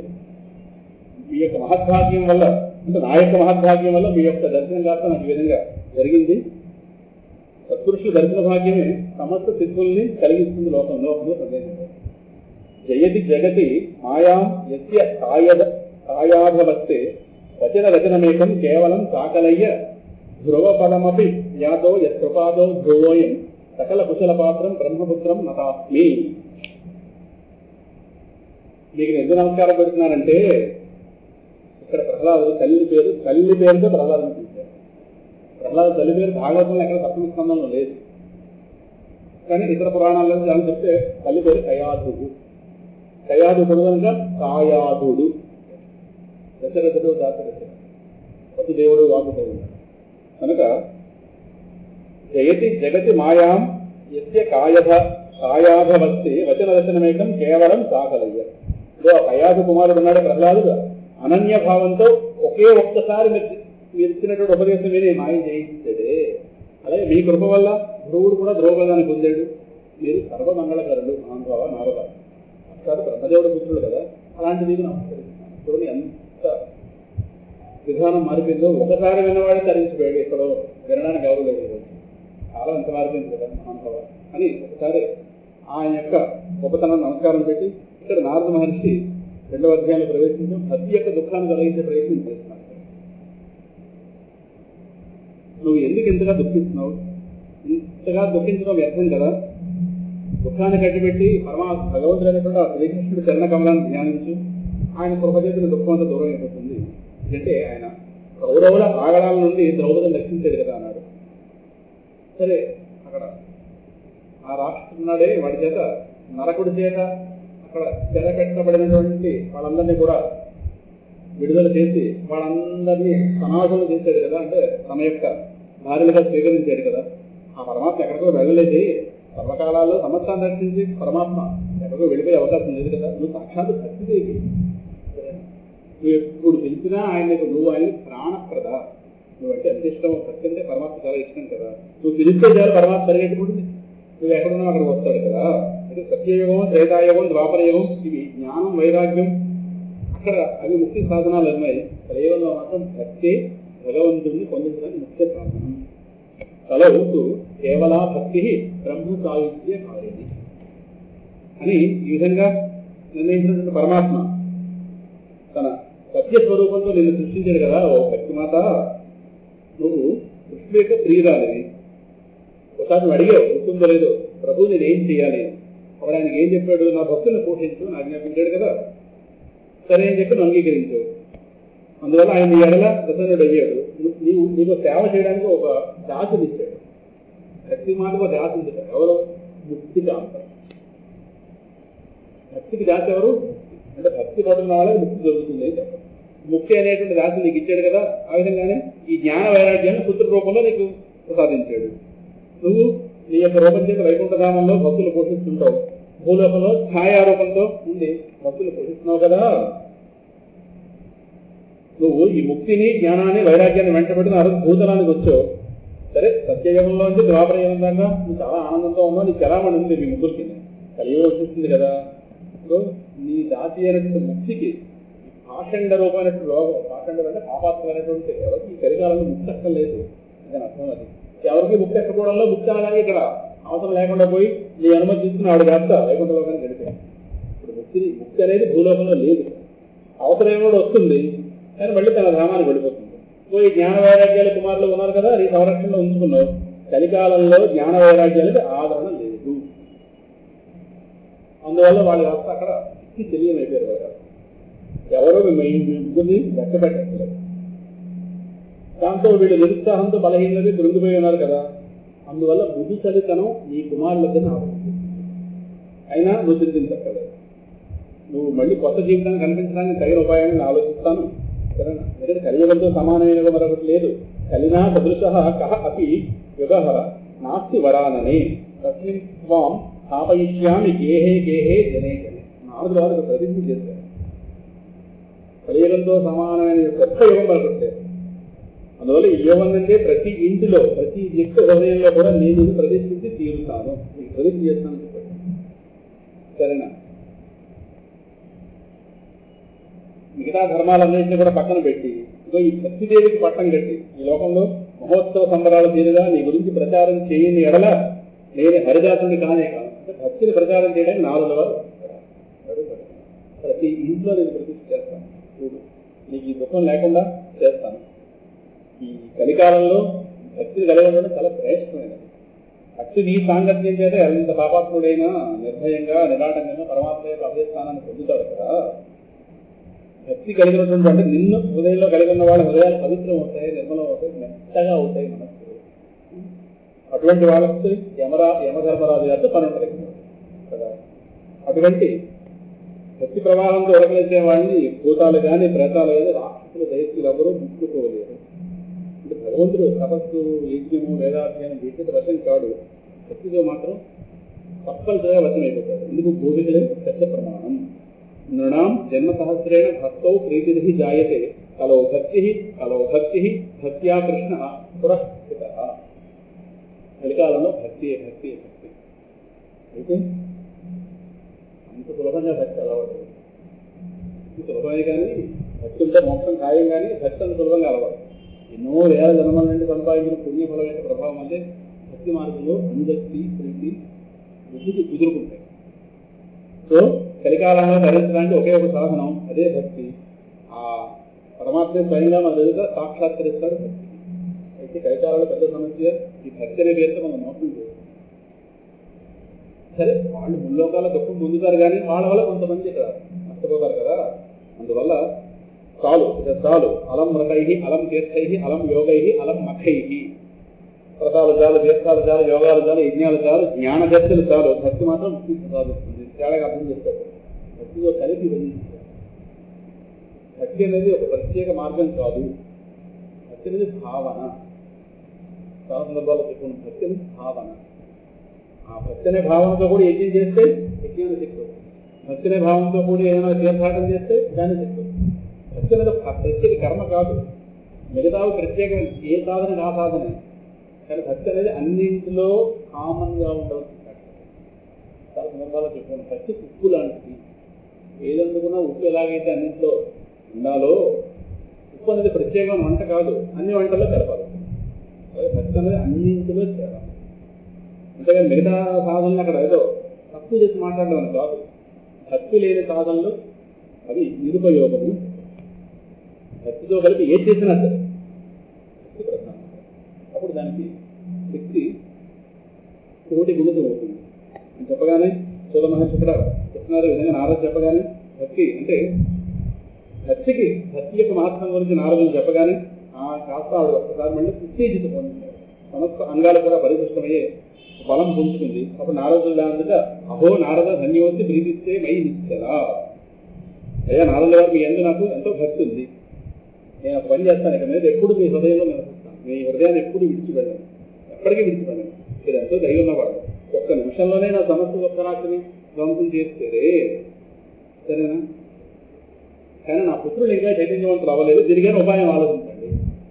వీళ్ళు లేస్తే నాకు ఆనందంగా ఉంటుంది కదా అనగానే నారదుల వారు కాస్త ఒకసారి ప్రయత్నం చేశారు. వాడిని విని కలిపి ప్రయత్నం చేశారు. అది ప్రయత్నం చేయగానే వాళ్ళ చెవుల దగ్గర గట్టి అరిచేస్తారు. జ్ఞానమా వెంటనే మేలుకో, వైరాగ్యమా వెంటనే మేలుకో. తర్వాత వేదధ్వని చేశారు, వేదాంత ఘోష చేశారు, భగవద్గీత పఠనం కూడా చేశారు. వాళ్ళ చెవుల దగ్గర వినిపించారు. మొత్తం ఏదో ఒక బలవంతంగా లేచారు. చాలా బద్ధకంగా ఉన్నారేమో, కళ్ళు విప్పి చూడలేని పరిస్థితిలో ఉన్నారు. మాటి మాటికి ఆవలంతులు వస్తున్నాయట.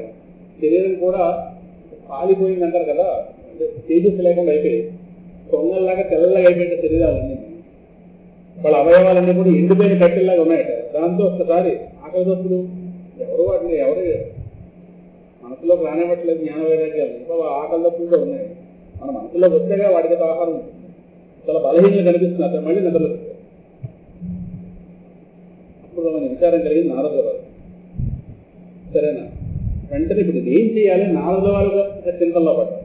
అనగానే అప్పుడు సౌనక మహర్షి వీళ్ళకి నిద్ర ఎంత ఆయన ఎక్కువైపోతుంది, వీళ్ళకి ఎలా వృద్ధాప్యం దూరం అవుతుంది అని నారద మహర్షి గారు భగవంతుని స్మరించారు. అప్పుడు వ్యోమవాణి ఆకాశవాణి వినిపించింది. మునీంద్ర దుఃఖించకండి, నిస్సందేహంగా మీ ప్రయత్నం కాస్త సఫలం అవుతుంది. మీరు ఒక సత్కార్యం చేయండి. మీరు చేయవలసిన ఈ సత్కర్మ గురించి మీకు సాధు శిరోమణులైనటువంటి మహానుభావులు పేరు చెప్పలేదు, ఎవరో మీకు వివరించి చెప్తారు. ఎవరో మీకు కంటపడతారు, మీరు చేయవలసినటువంటి కార్యక్రమం గురించి మీకు చెప్తారు. ఆ కార్యక్రమం వెంటనే నిర్వహించండి. దాంతో వీళ్ళ నిద్ర వృద్ధాప్యం ఎగిరిపోతుంది, సర్వత్ర భక్తి ప్రసారం అవుతుంది చక్కగా అని ఆకాశవాణి కొడుకులు నారదుల వారికి గ్రహించగానే దీని అభిప్రాయం ఏంటో నాకు బోధపడటం లేదు అని ఆయన మళ్ళీ సందేహంలో పడి ఆకాశవాణి కూడా గుప్త రూపంగా చెప్పింది. స్పష్టంగా ఫలానా వాడిని చాలా వాడిని అని అనలేదు, రహస్యం దాచిపెట్టింది. కనుక దీన్ని ఎలా ఆచరించాలి, నేను సాధనం ఏమిటి, ఈ కార్యం ఎలా సిద్ధిస్తుంది చెప్పలేదే. ఆ సత్పురుషులు ఎవరు, ఎక్కడుంటారు, వాళ్ళు ఎలా దొరుకుతారు అని మొత్తం మీద 10 విధాలు ఆయన ఆలోచన చేస్తూ అక్కడి నుంచి బయలుదేరి ఆయన ఈ జ్ఞాన వైరాగ్యాలు ఏదైతే బృందావనంలో విడిచిపెట్టి నారదుల గారు అక్కడి నుంచి చదివారు. ఒక్కో పుణ్యక్షేత్రం వెళుతున్నారు. వెళ్ళి అక్కడ చాలా మంది మునీశ్వరులు ఉంటారు కదా, వాళ్ళందరినీ కలుస్తున్నారు. కలిసి ఈ సమస్య గురించి చెప్పి పరిష్కారం మీరేం చెప్తారా అని. దాంతో అందరూ వింటున్నారు కానీ అట్నుంచి ఎవరు కూడా సరైన సమాధానం చెప్పండి. కొంతమంది అసాధ్యం అని చెప్పేసారు, కలికాలంలో వీళ్ళందరూ లేచే అవకాశం లేదు అంటున్నారు. కొంతమంది సరైన సమాధానం తెలియడం కష్టమండి, కొంతమంది మౌనం వహించారు. మీ అందరూ వాళ్ళు మేము చెప్పగలమా. కొంతమంది తెలియదంటే అవమానం ఏమో అని చెప్పి విషయాన్ని తటస్థంగా వచ్చి మెల్లగా అక్కడ జారుకున్నారు. కొంతమంది రకరకాల వాళ్ళు కనిపించారు. ముల్లోకాల్లో కూడా ఆహాకారాలు వినిపించేది ఏమిటో గుసగుసలు ఆడుకుంటున్నారు వాళ్ళలో వాళ్ళు. సోదరా, వేదధ్వనులు వేదాంత కోసం గీతాపఠనం చేశారంటున్నాడైనా, అయినా ఈ 3 కూడా మేలుకోవడం పడలేదు, వేరే ఉపాయం ఏముంటుంది చెప్పు. అయినా యోగిరాజు కదా నారదుల వారు, ఈయన గురించి ఈయనకే అంత జ్ఞానం లేకపోతే మనం ఎక్కడ చెప్పగలం, మన సాంసారిక మానవులు అని మొత్తం మీద అలా అలాగే చెవులు కొరుకుంటున్నారు. ఒకరు మొత్తం మీద ఎంతో మంది ఋషులు ప్రశ్నించాడు ఆయన. ఇంక అందరూ ఒకటే, ఈ విషయం సాధ్యం కాదు అని తెలుసు. ఆయన మళ్ళీ చింతించి చాలా చిత్తతో ఉన్నట్టు బదరీవనానికి వచ్చాడు. అప్పుడు ఈ జ్ఞాన వైరాగ్యాలు మేలుకోవడానికి నేను తపస్సుని సిద్ధమవుతాను. తపశ్చరాన్ని శాస్త్రేతి తదర్థం కృతనిశ్చయ. అలా తపస్సు సిద్ధమవుతున్న సమయంలో తావత్ ప్రదర్శ పురతః సనకాదీన్ మునీశ్వర కోటి సూర్య సమాభాసాన్ ఉవాచ మనుసత్తమ. ఇదికే ప్రయత్నంలో ఉంటే, వెలుగుతూ ఉంటే ఆమె అందింపజేసేవాడు తప్పకుండా. అక్కడికి కోట్ల కొలది సూర్యుడితో సమానం చేస్తున్నటువంటి సనక సనందాది మునీశ్వరులు కాస్త అక్కడ ఎదుర్కొన్నాయి. అప్పుడు నారదుల వారికి సంవాదం జరిగింది. ఆ సంవాదం ఇప్పటికీ ఆ స్వామి యొక్క సాంగత్యం ఎంత అద్భుతంగా ఉంటుంది. అన్ని సమావేశాలు, మహాత్ములకి సమావేశాలు, మన సూక్ష్మ శరీరం వాటిలోకి ఎంటర్ అయిపోవాలి. మనం కూడా మధ్య పక్కన కూర్చుని సూర్యుడు సౌనకుడు మాట్లాడుకుంటే అక్కడ రూపం, వ్యాసుల వారు ఆ విధంగానే నారదుల వారు మాట్లాడుకుంటే అక్కడ పక్కన కూర్చుని, అలా మానసిక ప్రవేశం చేయాలి, పాత్రా ప్రవేశం చేయాలి. భాగవతంలో ప్రతి చోట కొంతమంది కూర్చుంటే మనం భారలంగా మనం కూర్చోవాలి, కూర్చుంటే భావన చేయాలి. ఇక్కడ కనకదన చిన్న పిల్లవాడు, ఎన్ని యుగాలు అయినా వాడు చిన్నపిల్లగానే ఉంటాడు.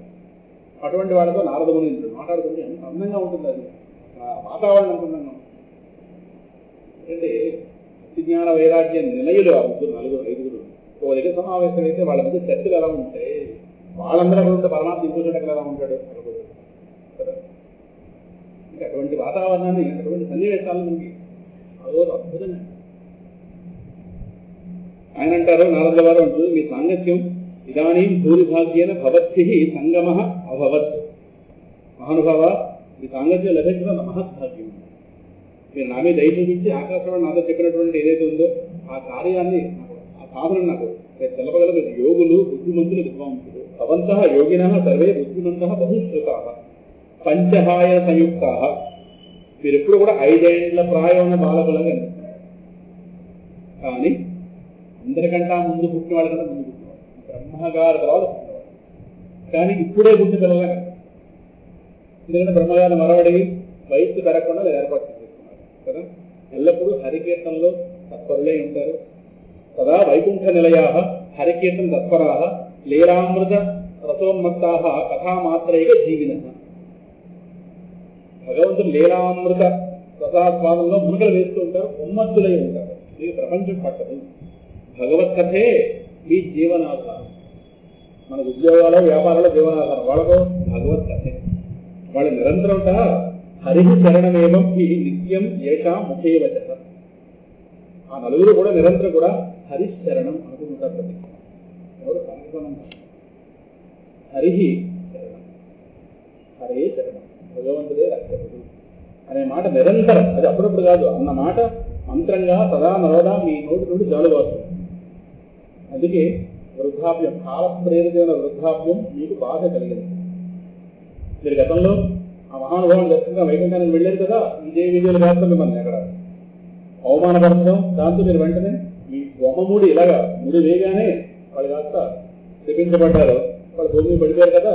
కానీ మీ యొక్క దయచేత మళ్ళీ మీరు ఉపాయం చూపించారు కదా, తిరిగి మళ్ళీ వాళ్ళు వైకుంఠంలో కానీ పొందారు. నేను ధన్యుణ్ణి, నేను చేస్తున్న పుణ్య విశేషం వల్ల మీ దర్శనం కాస్త నాకు ఇక్కడ కలిగింది. అయ్యా మీరు దయామయులు, ఈ దీనుడిని తప్పకుండా మీరు కరుణించాలి. ఆకాశవాణి పలికినటువంటి మాటల యొక్క మర్మం ఏమిటి, ఆ సాధనం ఏమిటి, నేను ఎలాగే వీళ్ళందరినీ కూడా వృద్ధాప్యం వదిలించి మళ్ళీ వెళ్ళి సజీవం చేయాలి అని నాకు పవిత్రంగా చెప్పండి అనగానే ఈ భక్తిజ్ఞాన వైరాగ్యంలో సుఖం ఎలా లభిస్తుంది? భక్తిజ్ఞాన వైరాగ్యంలో ఉన్న వాళ్ళకి సుఖం ఎలా లభిస్తుంది? అసలు ఈ భక్తిజ్ఞాన వైరాగ్యాల సుఖం ఎలా లభిస్తుంది? ముగ్గురు పడున్నారు ఎలా, వాళ్ళిద్దరూ లేకపోతే భక్తి కూడా అంతంత మాత్రంగా ఉంది. అందువల్ల ఈ సమస్త వర్ణముల వారి ఎందు కూడా ఈ మూడింటిని ప్రేమపూర్వకంగా ప్రదర్శించడం ఎలా అనగానే అంటే కుమారా భూషుడు సమకుమారుడు ఆడాడతారు. కనకనంలో మహర్షి మీరు చింతించకూడదు, మీరు ప్రసన్న మనస్సులు కండి. వీళ్ళు అభ్యర్థించడానికి సులువైన ఉపాయం పెద్ద కష్టమే కాదు, ఈనాటిది ఏమీ కాదు, కొత్తది అసలే కాదు, పురాతన కాలం నుంచి ఉంది. తమరు ధన్యులు వైరాగ్యవంతులకు అగ్గేస్తారు నారద మహాముని. కృష్ణ భక్తులు సర్వదా మీరే మార్గదర్శకులు. భక్తి యోగానికి సూర్యుడు వంటి వారు. మీరు చింతించడం ఏంటి? భక్తిని గురించి మీరు చేసే ప్రయత్నం, తమకు వింత కలిగిస్తుందని తలంపవలదు. భక్తిని సమగ్రంగా స్థాపించిన భగవద్భక్తులు సర్వదా సముచితం కదా. ఈ లోకంలో పరమాత్మను పొందడానికి కానీ ఋషులు అనేక మార్గాలు కనిపెట్టారు, కానీ అన్ని కష్టసాధ్యాలు, ఫలితం అంతంత మాత్రంగా ఉంది. కానీ పరమాత్మను పొందడానికి సాక్షాత్ మార్గం ఎప్పటికీ రహస్యంగానే ఉండిపోయింది. వైకుంఠ సాధక పంథా అసలు గోప్యోగి వర్తది. ఆ మార్గం చాలా రహస్యంగా ఉండిపోయింది ఎప్పటికీ. దాన్ని ఉపదేశించగల పురుషుడు దాదాపు అదృష్టంలో లేదు. మీకు ఇంతకుముందు ఆకాశవాణి చూసుకున్న సత్కార్యం గురించి మీకు చెప్తాం. మీరు ప్రసన్నులై వినండి, మనసు నిగ్రహించి పెట్టి వినండి. ద్రవ్య యజ్ఞం, తపోయజ్ఞం, యోగయజ్ఞం, స్వాధ్యాయ రూపమైన జ్ఞాన యజ్ఞాలు ఇవన్నీ కూడా సర్వ మార్గాలను సూచించేదే. కానీ సత్కర్మ సూచకో నూనం జ్ఞాన యజ్ఞ మృతో బుద్ధై శ్రీమద్ భాగవతాలాప సతు గీత శుకాదిభి. ఇది వాళ్ళు చెప్పిన మాట. విద్వాంసులైనటువంటి వాళ్ళు జ్ఞానయజ్ఞాన్ని సత్కార్యంగా తమ యొక్క అనుమతిని తెలిపారు. అదే శ్రీమద్ భాగవత ప్రవచన పారాయణ పూర్వక జ్ఞానయజ్ఞం. ఇదే ఆకాశవాణి మీకు చెప్పినటువంటి మీరు చేయవలసింది భాగవత ప్రవచనం పారాయణ పూర్వక. ప్రవచనం పారాయణ సంప్రదాయంలో రెండు కూడా చేస్తారు. సంప్రదాయజ్ఞులైనటువంటి వాళ్ళు ఒక పక్క పారాయణ జరుగుతుంటుంది, ఒక పక్క ప్రవచనం కూడా. అంటే పారాయణ అంటే మూలం మొత్తం, వ్యాస మూలం మొత్తం చదవడం, రెండోది ప్రవచనం. ఈ రెండు చేస్తేనే అది పరిపూర్ణ కార్యక్రమం. ఇది జ్ఞానయజ్ఞం. సో ఈ భాగవత కథ వినడంతో ఈ భక్తి జ్ఞాన వైరాగ్యాలు గొప్ప బలం అవుతుంది. సరేనా? అవి మళ్ళీ వాడి కష్టాలు కాస్త తొలగి భక్తి ఆనందం లభిస్తుంది. సింహగర్జన వినగానే కలేహ దోష ఇమే సర్వే సింహ శబ్దాత్ మృగా ఇవ జ్ఞాన వైరాగ్య సంయుక్త భక్తి ప్రేమరసావహ. నారద కనకదనందారు. సింహగర్జన వినగానే తోడులు ఎలాగైతే పారిపోతుందో ఆ విధంగానే ఈ భాగవత ధ్వనిచేతే కలియుగంలో సమస్త దోషాలు పోయి కలికాల ప్రజల కోసం పరమాత్మ సాక్షాత్గా ఇవ్వబడినటువంటి గ్రంథం భాగవతం. అప్పుడు ఇంకా ఈ భక్తి జ్ఞాన వైరాగ్యాలు ప్రేమరసాన్ని ప్రవహింపజేసే భక్తి జ్ఞాన వైరాగ్యాలు ప్రతి ఇంటిలో ప్రతి వ్యక్తి హృదయంలో పరిపూర్ణంగా తాళదిస్తాయి. ఇందులో సందేహం లేదు అని ఇక్కడ నారదుల వారికి చెప్పగానే ఆయన అన్నాక భక్తి జ్ఞాన వైరాగ్యాలు మేలుకొల్పడానికి వేల వేదాంగాలు గట్టిగా చదివాను, భగవద్గీత కూడా పఠించాను, ఎంతో ప్రయత్నం చేశాను, కానీ వాళ్ళు ముగ్గురు మేలుకోలేదు. ఈ దశలో భాగవతాన్ని వినిపించినంతనే వారట్లా మేలుకుంటారు సందేహం అడిగారు. ఎందుకంటే భాగవతం సామాన్యంగానే ప్రతి కథలో కూడా ప్రతి శ్లోకంలో కూడా వేదాల సారమే కదా ఉంది కదా. కనుక నా యొక్క ఈ సందేహాన్ని చేస్తుంది, వేదాల సారం ఎలా అర్థం చేస్తుంటారు కలికాలం ప్రజలు చెప్పారు. కానీ మరి ఆ వేదాల సారమే భగవద్గీతలు వినిపించినా వాళ్ళు లేవలేదే, మరి ఏది వేదాల సారం? వేదాలు వాళ్ళు ఏది కూర్చుంటారు అనగానే అననాక చిన్న తేడా ఉందండి. ఈ వేదాల సారమే కాదు, వేదములు ఉపనిషత్తుల సారం నుండి పుట్టిందే ఈ భాగవతం, సందేహం. అయితే ఈ వేద ఉపనిషత్తుల నుండి విడిబడి అది ఒక ఫల రూపంగా లేదు. భాగవతం ఒక ఫలం ఇక్కడ చెప్తారు. ఉదాహరణ ఏంటంటే చెట్టు యొక్క వేరు నుండి కొమ్మల దాకా ఆ చెట్టుకు సంబంధించిన రసం వ్యాపించి ఉంటుంది. చెట్టు మొదల నుండి చెట్టు కొమ్మల దాకా మొత్తం అంతా కూడా వృక్ష రసం వ్యాపించి ఉంటుంది. కాబట్టి వృక్షం బ్రతుకుంటుంది. అయితే ఆ రసం తినడానికి మనం ఎక్కడ చెట్టు కొరుకుతామా, కొమ్మలు కొరుకుతామా, ఆ పని ఎక్కడికి. కానీ ఆ రసం మొత్తం ఒక పండు కింద రాగానే పండు ఆ పండు వంటి మిగతాలో చెట్టులో కొమ్మలు. భగవద్గీత కావచ్చు, ఇంకోటి కావచ్చు, ఆ చెట్టుకే ఒక ప్రత్యేక ఫలంగా ఏర్పడినప్పుడు అది చక్కగా నోరూరించేది, ఇష్టమైనది, కొమ్మగా ఆస్వాద యోగ్యమైనదిగా ఉంటుంది కదా. ఆ విధంగానే ఇంకో ఉదాహరణ కూడా చెప్తున్నారు. నెయ్యి పాలలోనే ఉంటుంది, కానీ ఆ నెయ్యి పాలతో కలిసి ఉన్నప్పుడు దాని రుచి ఎలా ఉంటుంది మనకు తెలియదు. కానీ దాన్ని ఒక విధానంలో వేరు చేస్తే, నెయ్యిని దగ్గర చేయవలసిన విధానంలో వేరు చేసి అప్పుడు రుచి చూస్తే మనకు స్పష్టంగా అందుకు దేవతలకు కూడా రుచికరంగా ఉంటుంది కదా. ఇంకో ఉదాహరణ కూడా చెప్తాను. చెరుకు గడకి ఇరువైపులా మధ్యలో కూడా రసం ఉంటుంది, కానీ ఉడికితే తినచ్చి లెక్క కాదు. కానీ ఆ రసం మొత్తం తీసి తాగితే అది భాగవతం. దానిలో భాగమే రసం మొత్తం తీసుకురాకుండా పిప్పి వేరు చేసి అది తాగితే అది వేరుగా ఉంటుంది. అదే చెరుకడ నవ్వులుకొని అన్నగొడం అదో ముఖంలో చేసి తిన్నాం కాదు, కానీ ఇలా తాగితే అది శ్రేష్టం కదా. అంటే ఈ భాగవత పురాణం వేదంతో సమానమైనది. వ్యాసదేవుడు ఉన్నాడు నా తండ్రి భక్తి జ్ఞాన వైరాగ్యాన్ని ప్రతిష్ఠింపజేయడానికి ఇది ప్రకటించారు, సందేహం లేదు. ఆ వేదాంతమైన పారంగతుడు భగవద్గీతను కూడా రచించినటువంటి ఆ వ్యాస భగవాను ఈ కథ తర్వాత ఎలా వస్తుంది?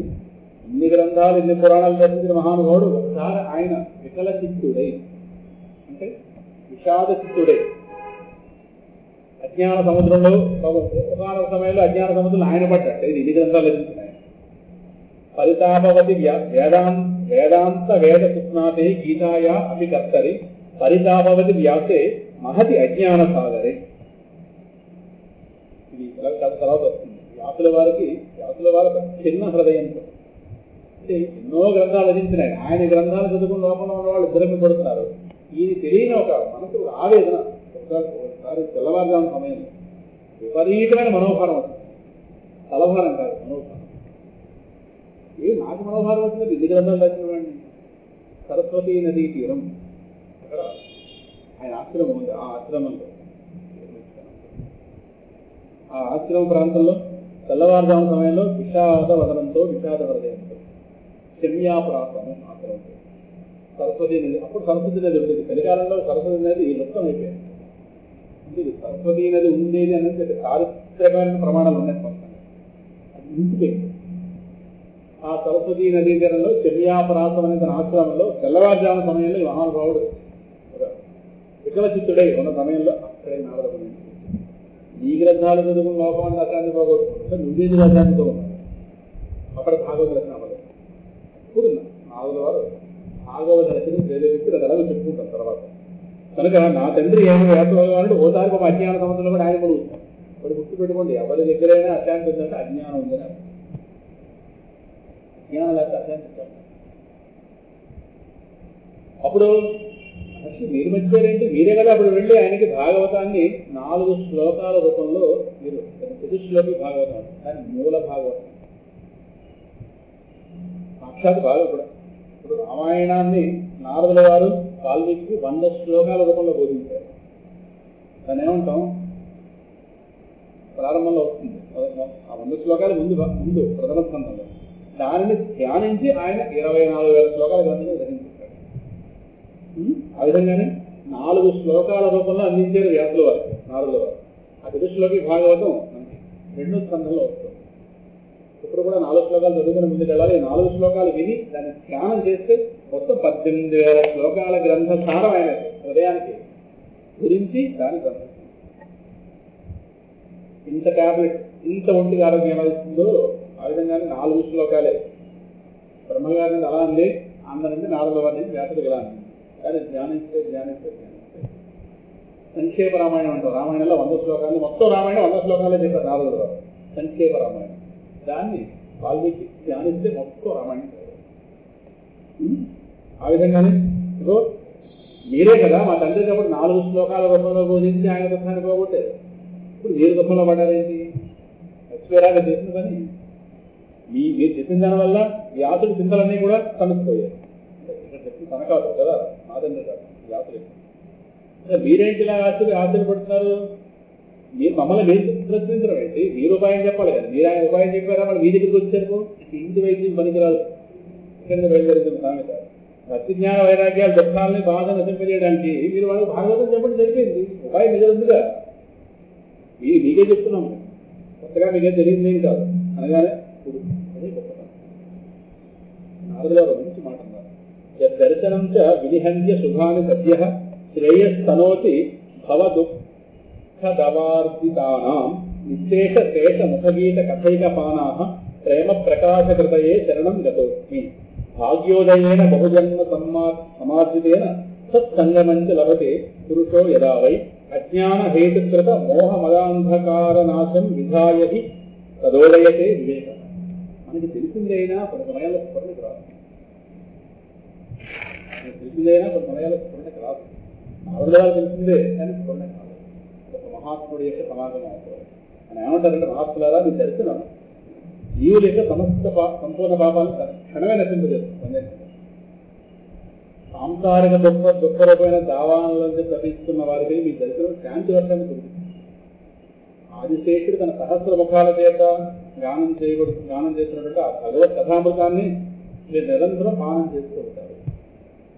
వాళ్ళు ఎక్కడికైనా వెళ్తుంటే భగవత్ చదువుకుని వెళ్తుంటారు. పిచ్చి మాటలు మాట్లాడు. నేను మిమ్మల్ని ఆశ్రయించాను నాకు తెలిసిన ఉపాయాన్ని మీరు నాకు చెప్పారు. అనేక జన్మల నుండి సంపాదించిన పుణ్యాల పంట పండింది కనుకనే నిదర్శనమైందని. జీవితంలో కల్లా పెద్ద లాభం ఏంటంటే ప్రకృతి యొక్క సమాధానం. సందేహం లేదు. పురుషుడు జీవితంలో ప్రవేశించకపోతే పరమాత్మ యొక్క అడ్రస్ మనకు తెలియదు. పరమాత్మ యొక్క అడ్రస్ మనకు చెప్పేవాడు ప్రకృతి. వాడితో చేర్చేవాడు, వాడి యొక్క ఆశుతి మనం చెప్పేవాడు ప్రకృతి. ఎవరికి అంటారు భాగ్యోదయైన బహుజన్మ సమాధితేన. బహుజన్మల్లో చేస్తున్నటువంటి పుణ్యాల భాగ్యాలు ఏవైతే ఉన్నాయో అవన్నీ ఒక్కసారి ఆ పంట పండినప్పుడే సత్సంగమంచ లభతే పురుషో యదా వై. మనుషులకు సత్కృతి సాంగతి లభిస్తుంది. ఇప్పుడు మీ దయవల్ల నా యొక్క మోహం ఈ అంధకారం ఏదో తెలిసిన విషయంగా అంధకారంలో పడిపోయాను, ఇదేదో నాకు ఉపాయం తట్టిందా లేదా మహానుభావం అని చెప్పి జ్ఞానయజ్ఞం కరిష్యామి సుఖశాస్త్ర కథోత్ఫలం. ఇప్పుడు నేను తప్పనిసరిగా సుఖయోగేంద్రుడు ప్రవచించాడే భాగవత శాస్త్రం యొక్క కథనం ద్వారా జ్ఞానయజ్ఞం నిర్వహిస్తాను. నేను నాకు ఉపాయం చెప్పారుగా తప్పనిసరిగా చేస్తాను. మళ్ళీ భక్తి జ్ఞాన వైరాగ్యాన్ని మళ్ళీ ఒకసారి ఉత్తేజపరిచి కలికాల ప్రజల హృదయాల్లో వాటిని మళ్ళీ స్థాపనం చేస్తాను. సరేనా? మహిమ సుఖశాస్త్ర భాగవతానికి సుఖశాస్త్రం పేరు వచ్చింది. శుకుడు పేరు మీద భాగవతం చలామణి అవుతుంది. వక్తవ్య వేదపారగలిగి. అయితే ఇక నాకు మళ్ళీ మీరు ఒక ఉపాయం చెప్పాలి. ఈ ఎక్కడ చేయాలి ఈ యజ్ఞం? మీరు వేదశాస్త్ర పారంగతులు కదా, ఈ సుఖశాస్త్ర భాగవత మహిమ అంటే భాగవత మహిమ గురించి నాకు మీరు మహిమ గురించి చెప్తే నాకు మళ్ళీ విన్నాను కానీ ఒకసారి మీ నోటంటే వింటే మహాత్ములు గొప్పతనం అది. తెలిసిందైనా సరే ఇంకోరెవరో చెప్తుంటే తెలియని వాళ్ళు అలా పెట్టారు. దాని అర్థం నాలుగు ఎవరు తెలియదా? తెలిసినప్పుడు ముందు పరిగెట్టకూడదు, ఎవరైనా చెప్తుంటే వినాలి. వినడం నేర్చుకుంటే మన అహంకారం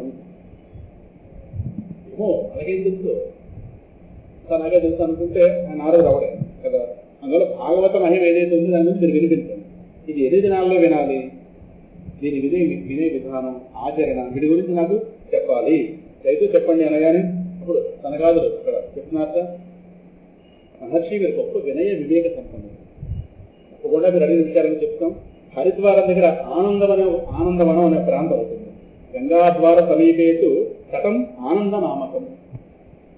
ఆనందవనం అనే ప్రాంతం ఉంది. అక్కడ ఋషులు నివసిస్తుంటారు, దేవతలు ముగ్గురు ఆ ప్రాంతాన్ని సేవిస్తుంటారు. అక్కడ వృక్షాలు తీగలు దట్టమైనటువంటి ఒక మన ప్రాంతం. మృదువైనటువంటి ఇసుక తిన్నులు ఇప్పుడే పరిచయ అన్నట్టుగా ఇసుకలు కాస్తూ ఉంటాయి. ఎంతో సుందరం ఏకాంత ప్రదేశం. కమలాలు విరజిమ్ముతూ ఉంటాయి నిరంతరం. అక్కడ సింహాలు, ఏనుగులు, పరస్పర వైరుధ్యం గల మృగాలు అక్కడ స్నేహంతో సంచరిస్తుంటారు. అటువంటి ప్రాంతం అది దేవభూమి అని అర్థం.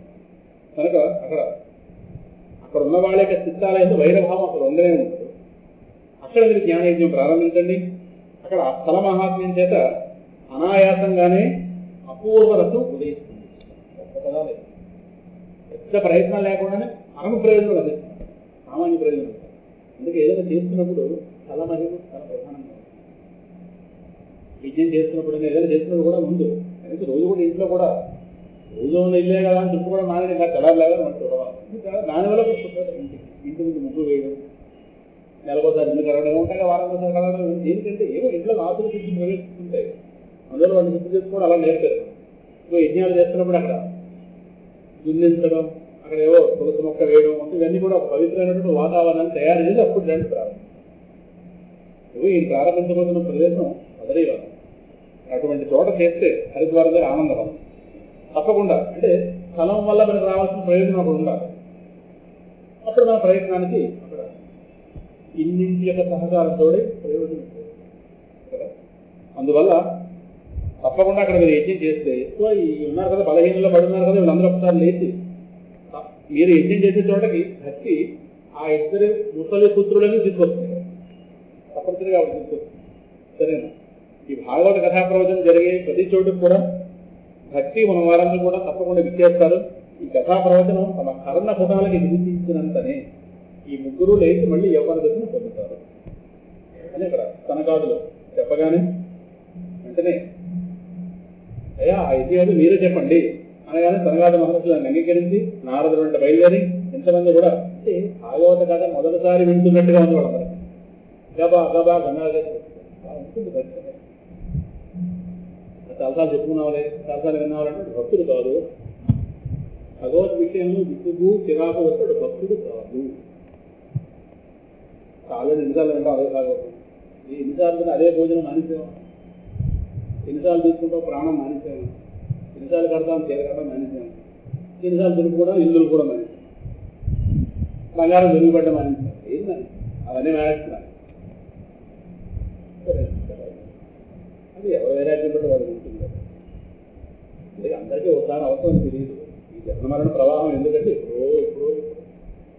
వాళ్ళకి ఈ స్థితి మనకి ఎన్ని కోట్ల జన్మల తర్వాత వస్తుంది. వాళ్ళకి ఈ స్థితి వాళ్ళు ఇప్పుడే ఆయన భాగవతం తెలియని వాళ్ళ ఉన్నాడు, వీళ్ళు భాగవతం తెలియని వాళ్ళగా వెళ్ళకపోతే ముందు సీటు దొరకదేమో అంటే పర్యటన నిరంతరం దానిలో రమించే వాళ్ళు ఇప్పుడే మొదటిసారి ఉంటున్నట్టు. అంటే ఆతృత పరమాత్మ గురించి వినాలి చెప్పుకోవాలనే తపన శక్తి హృదయంలో ఇది రావాలంటే ఇన్ని కోట్ల జన్మలు కావాలి. సరే, ఎప్పుడైతే వీళ్ళు గంగాధరాన్ని చేరుకోగానే వీళ్ళు ఈ విధంగా భాగవత చెప్పబోతున్నారు, సనక సంబంధాలు 4 గారు చెప్పిస్తున్నారు జ్ఞానయజ్ఞం అన్న వార్త మొత్తం అన్ని లోకాల ప్రచారం అయిపోయింది. అంటే నెట్ ఇప్పుడే కాదు, ఆ రోజు చాలా ఫాస్ట్ నెట్ కదా. సరేనా, దాంతో వాళ్ళందరూ కూడా కథ వినడానికి వాళ్ళు వచ్చు కదా. ఇంకా ఆయా లోకాల్లో ఉన్న విష్ణు భక్తులందరూ కూడా భాగవత కథామృతాన్ని పాలన చేయడానికి గబా గబా గబా ముందు ప్లేసుల కోసం వచ్చేస్తున్నారు. ఎవరో వచ్చిందో చూడండి. వీళ్ళందరూ మహర్షులు, మళ్ళీ భృగువు, వశిష్ఠుడు, శ్యవనుడు, గౌతముడు, మేధాతిథి, దేవలుడు, దేవరాజుడు, పరశురాముడు, విశ్వామిత్రుడు, శాకరుడు, మార్కండేయుడు, దత్తాత్రేయుడు, పిప్పలాదుడు, వ్యాసుడు, పరాశరుడు, ఛాయాసుకుడు. శుకుడు వారు దేహాన్ని తీసుకెళ్ళిపోతూ వాళ్ళు వెళ్ళిపోయారు. కానీ తండ్రి ప్రార్థన మేరకి తండ్రి గారికి మనవలు ఇచ్చేవాడు కావాలి కదా, తన యొక్క నీడని విడిచిపెట్టిపోయాడు. ఈ శుకుడు నీడ శుకుడు ఉన్నాడే, ఛాయాశుకుడు ఈదిగా పెళ్ళైతే ఆయన 5 కొడుకులు పుట్టారు. అసలు శుకుడు వెళ్ళిపోయాడు. తనకి సంసారంలో రమించే ఉద్దేశం లేదు, కానీ తండ్రి గారు ప్రార్థన అవుతుందిగా. అందువల్ల తన యొక్క 99% ప్రాణం పడుకుపోయాడు. ఒక ప్రాణాన్ని ఒక దేహంలో ఉంటుంది. ఛాయాశుకుడు అంటే అది ప్రతికున్నది ఏదో ఒకటి లోకంలో ఉన్నాడు చూడని ఆయన కంటికి కనిపించే విధంగా ఏర్పాటు చేసి ఆ రూపాన్ని పెళ్లి అసలు వాడు మాత్రం లేదు. బ్రహ్మంలో రమించేవాడు, ఆయనకి వెళ్ళి పట్టవు. ఆయన ఛాయాశుకుడు. అసలు శుకుడు తర్వాత ఎలాగొస్తాడు వేరే ఛాయాశుకుడు నీడా మాత్రమే కనిపించేవాడు. అంటే నా కొడుకు ఉన్నాడు లేకుండా ఆయన తండ్రి కనిపించాలిగా. కొడుకు పిచ్చి ఉంటుంది, ప్రపంచం పిచ్చివాడు, వ్యాధుల వారిగా పడుతుంది. సరేనా, జాజలు, జలుబు అనే మొత్తం ఈ మునిగణాల మొత్తం వీళ్ళందరూ పుత్రులు, శిష్యులు, స్త్రీలు మొత్తం వీళ్ళందరితో వచ్చి గబా గబా గబా మొదటిసారి ఎందుకంటే అటువంటి భక్త అటువంటి రాజులు చెప్తున్నారంటే ఆ వార్త వింటేనే మనకు ఆనందం. అలాగే వాళ్ళందరికీ ఆతృతతో గబా గబా వచ్చేసారు. అక్కడి నుంచి చూడండి ఎవరో వచ్చారు. వేదాలు, అలాగే వేదాంతములు అన్నప్పుడు ఉపనిషత్తులు, మంత్రాలు, తంత్రాలు, 17 పురాణాలు, ఎందుకంటే ఇప్పుడు 18 పురాణాలు కదా, 6 శాస్త్రాలు, ఇవన్నీ కూడా రూపాల ధరించే అంటే ఆయా పురాణాల యొక్క శక్తులు ఉంటారే, పురాణ మాత వాళ్ళు రూపాలు ధరించడానికి వచ్చారు. ఇంకా గంగా మొదలైన నదులు, పుష్కరాలు మొదలైన సరోవరాలు, కురుక్షేత్రం మొదలైన సమస్త ప్రదేశాలు, క్షేత్రాలు, సమస్త దిశలో దండకాయ అరణ్యాలు, హిమాలయాలు, పర్వతాలు, దేవతలు, గంధర్వులు, దానవులు, కథాశ్రవణం, దానవులు కూడా వచ్చారు. కథాశ్రవణంగా తనకు వచ్చారు. కొందరు మహర్షులు వాళ్ళు చెప్పేది వీళ్ళు ఏదంటే గౌరవం అటువంటి అహంకారం కొద్ది రాకుండా ఉంటే వాళ్ళు గురువు మాత్రం చివాడు బుద్ధిగా లేదా అటువంటి వాళ్ళు భూమి మీద రావడమే మన అదృష్టం. సమకాలు భూమికి వచ్చేవాళ్ళ 4 రోజులు వీళ్ళ మధ్య జరుగుతుందంటే మనకు వెళ్ళడం భాగ్యంగా చాలండి మీ మహర్షత్వం అని చెప్పి చివాటిని పడేయాలని వాళ్ళందరూ వచ్చేసి అహంకారం పక్కన పెట్టి ఎక్కడ వాతావరణం. దాంతో ఆ సనక సనందాదులు నారద మహర్షి గారు ఉన్నదాతను వేశారు. వాళ్ళు ఆ పైన కూర్చున్నారు. అందరూ శ్రోతలందరూ వచ్చి నమస్కరించారు. మహానుభావుల సభలో రాగానే అందులో ఉన్నవాళ్ళు విష్ణుభక్తులు, వైరాగ్యవంతులు, సన్యాసులు, బ్రహ్మచారులు అందరూ కూడా ముందు వరుసలో కూర్చున్నారు. నారద మహర్షి ఆశీర్వే ఉన్నారు. ఋషిగణాలు, దేవతలు, వేదాలు, ఉపనిషత్తులు ఇవన్నీ కూడా ఉన్నాయి. తీర్థాలు ఒకవైపు, స్త్రీలు అందరూ ఆశీనులే ఉన్నారు. జయజయధ్వానాలు వినిపిస్తున్నాయి. అందరూ నమస్కారాలు చేస్తున్నారు. శంకారావాలు పూరించేది. పరిమళ ద్రవ్యాల జల్లులు పడుతున్నాయి. పుష్పాల వర్షం కురుస్తుంది ఆకాశం నుంచి. దేవశ్రేష్ఠమైనటువంటి కొంత విమానాల్లో అధిరోహించి మీద నుంచి కూడా కల్పవృక్ష కుసుమాలు కురిపిస్తున్నారు. భూమికి కుసుమాలు కాదు, కల్పవృక్ష కుసుమాలు అంటే కల్పవృక్షం కూడా తీర్చి కట్టే భాగవతం. అసలు అలా కురిపిస్తున్నా ఉన్నారు సప్తాహం అయ్యేదాకా. అంతా పూజ ముగిసిన తర్వాత పిమ్మట అందరూ కూడా ఏకాగ్రచిత్తం పొందేరు. ఏషం ఏవం తేషు ఏకచిత్తేషు శ్రీమద్ భాగవతస్య మాహాత్మ్యమూచిరే స్పష్టం నారదాయ మహాత్మని. ఇప్పుడు ఆ కనకసనందాది మహర్షులు నారదుడికి భాగవతం యొక్క మహాత్మ్యాన్ని స్పష్టంగా చెప్పడం ప్రారంభించారు. ఉదయన మహాత్మ్యం అంటే ఇక్కడి నుంచి ప్రారంభమవుతుంది. అయ్యా మీకు ఈ భాగవత శాస్త్రానికి మహిమ గురించి చెప్తాం. ఇది వింటే చాలు ముక్తి కరతలామలకం. అంటే చేతిలో ఎత్తే శ్రవణ మాత్రేణ ముక్తి కలకలే చేతిలో ఉసిరికాయ అంటాం కదా. సరేనా, భాగవత కథను ఎప్పుడూ ఎల్లకాలంలో సేవిస్తుండాలి, ఆస్వాదిస్తుండాలి. దీన్ని విన్నంతలోనే హృదయం నందు శ్రీహరి వచ్చి చేరుతాడు. సదాసేవ చాలా ప్రసిద్ధమైన శ్లోకం. సదాసేవ్యా శ్రీమద్ భాగవతీ కథ యస్యాహ శ్రవణ మాత్రేణ హరి చిత్తం సమాశ్రయే. ఏది విన్నంత మాత్రంలో హరి, హృదయంలో ఉన్న హరి లేదా హృదయంలోకి ప్రవేశించే హరి ఒకసారి ఆనందంతో హృదయంలోకి ఒకసారి ప్రవేశించి ఎలా దిగుతాడు. ఇంతకాలం బట్టి వీడి దేహంలో ఉంటున్నందుకు నాకు ఇవాళ ఆనందం కలిగిందిరా అంటాడు. ఇవాళ భాగవతం వినేసాడు. ఇవాళ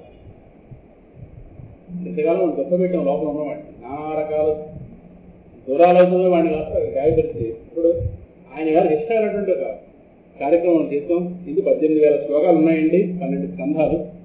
శుక మహర్షికి పరీక్షిత్కి కూడా జరిగినటువంటి సంవాదం ఇది. ఈ భాగవత శాస్త్రాన్ని పరీక్షిత్ శుక సంవాద శృణు భాగవతం 12 స్కంధ సంహిత, 12 స్కంధాలు, 18,000 శ్లోకాలు. వాళ్ళిద్దరి మధ్య జరిగిన సంవాదం ఇది. మీరు సావధాన చిత్తంతో వినండి. పరమ పవిత్రమైనటువంటి భాగవత కథ చెవులకి క్షణకాలమైనా వినిపించినంత వరకు అట్టి వారు అజ్ఞానంతో కొట్టుబెట్టి జనన మరణ సంసారంలో తిరుగుతూ ఉంటారు. సరేనా అని ఇతర శాస్త్రాలు పురాణాలు వినడం పెద్ద కలిగే లాభం ఏముందండి?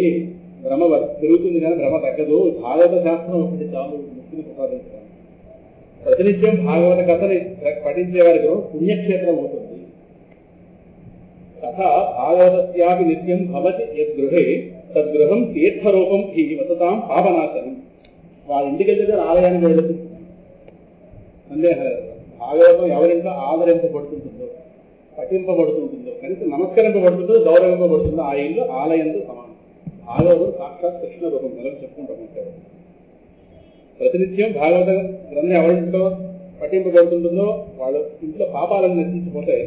1000 కొలది అశ్వమేధ యాగాలు కానీ, 100 కొలది వాజపేయి యజ్ఞాలు కానీ ఈ శుకశాస్త్రం యొక్క 16వ వంతు కూడా తెలుస్తుంది. 16వ అంశం కూడా సరిసమానం కావాలి. చెప్తున్నది ఎవరు? అనందాం ఇక్కడ వ్యక్తి పెట్టి ప్రమాణం అవుతుంది. కనుక ఈ భాగవతం దగ్గర శ్రవణం చేయాలి. అందరూ కూడా తావత్ పాపాన్ని దేహేసి నివసంతి తపోధనా. ఈ శ్రవణం చేయనంతకాలం వాళ్ళ శరీరంలో పాపాలు నశించకుండా అలాగే ఉంటాయి. ఫలాన్ని ప్రసాదించడంలో భాగవత శాస్త్ర కథకి తీటుగా గంగా, గయా, కాశీ, పుష్కరం, ప్రయాగ వంటి పుణ్యక్షేత్రాలు ఏమీ నిలబడవు. పరమగతిని పొందాలనేటువంటి కోరిక మీలో దృఢంగా ఉంటే మీ నోటితో మీరు భాగవతంలో ఒక శ్లోకమైనా లేదా సగం శ్లోకమైనా లేదా శ్లోక పాదమైనా నిత్యం నియమపూర్వకంగా పఠించండి. శ్లోక పాదం చాలు. ఓంకారం, గాయత్రి, గురుసూక్తం, 3 వేదాలు, శ్రీమద్భాగవతం, ఓం నమో భగవతే వాసుదేవాయ అనే 12 అక్షరాల మంత్రం, సూర్య భగవానుడి యొక్క అర్చన, ప్రయాగ, సంవత్సరమైన కాలం, బ్రాహ్మణుడు, అగ్నిహోత్రుడు, గోవు, ద్వాదశి, తిథి, తులసి, వసంత ఋతువు, భగవంతుడైన పురుషోత్తముడు, వీటన్నింటి యందు భేదభావాన్ని చూడరు మహాత్ములైన సమాన దృష్టి కలిగి ఉంటారు. అహర్నిశలు కూడా అర్థసహితంగా భాగవత శాస్త్రాన్ని పఠించాలి. అలా పఠించిన వాని యొక్క కోట్ల కొలది జన్మాల పాపరాశి తొలగిపోతుంది. ఇందులో ఏమాత్రం సందేహం లేదని చెప్పి జన్మకోటి కృతం పాపం నశ్యతే నాథ సంశయ కనకాలను చెప్తున్నమాట. చాలా సవాలు చెప్పిన శ్లోకం చెప్పుకుంటే తిరిగిపోతుంది. మనకి గోల్డ్ చదవం కానీ కనుక ప్రతినిత్యం కూడా భాగవతం సగం శ్లోకాలను, శ్లోకపాదాలను చదివిన వాడికి రాజసూయ అశ్వమేధ యజ్ఞాలు చేసిన ఫలితలకు నిత్యం భాగవతం చదువుకోవడం, భగవంతుని ధ్యానించడం, తులసికి నీరు పోయడం, గోసేవ చేయడం, ఈ 4 అంతిమ కాలంలో భాగవతం వింటూ దేహత్యాగం చేసేవాళ్ళు వైకుంఠధామాన్ని పొంది తీరుతారు. ఈ భాగవతాన్ని బంగారు సింహాసనం మీద పూజించారు. కంగారు పడక్కలేదు. బంగారు సింహాసనం మా ఇంట్లో లేదు. బంగారం మనకే సరిపోతుంది. రాజ సింహాసనం పడడం కూడా కదా. అందువల్ల బంగారం అంటే విలువైన అని అర్థం. దాన్ని ఎవరు పెడితే వాళ్ళు ముట్టుకోనివ్వకుండా ఎత్తైన ప్రదేశంలో పెట్టి దాన్ని ఒక అందంగా తయారు చేసి దాని అర్థం అలా తీసుకోవచ్చు. సరే, చెప్తున్న వాళ్ళు చేయొచ్చు. అటువంటి అలాగా ఉంచి పూజించి ఒక విష్ణు భక్తుడు కనుక దానం ఇస్తే తప్పకుండా వాడు భగవంతుడు సాహిత్యం పొందుతాడు. జన్మించినప్పటి నుంచి కూడా భాగవతాన్ని ఏకాగ్రచిత్తంతో వినను ఉన్నాడే, కథామృతాన్ని మూర్ఖత్వంతో వినవాడు ఉన్నాడే, వాడి పుట్టుకు గాడిద పుట్టుగా అన్నారు. మనకాదు లేనన్నారు. వాడి పుట్టుక చెండాలుడు పుట్టుగా. అటువంటి వాట మిథ్య స్వజన్మ జననీ జని దుఃఖ భాజ. తల్లికి ప్రసవ వేదన కలిగించడానికి ఈ దౌర్భాగ్యులు పుట్టేస్తారు. ఆవిడ పడుకోకు కావాలిగా ప్రసవ వేదన, అది అందుకోసం పుట్టేది ఈ గాడిద అన్నారు.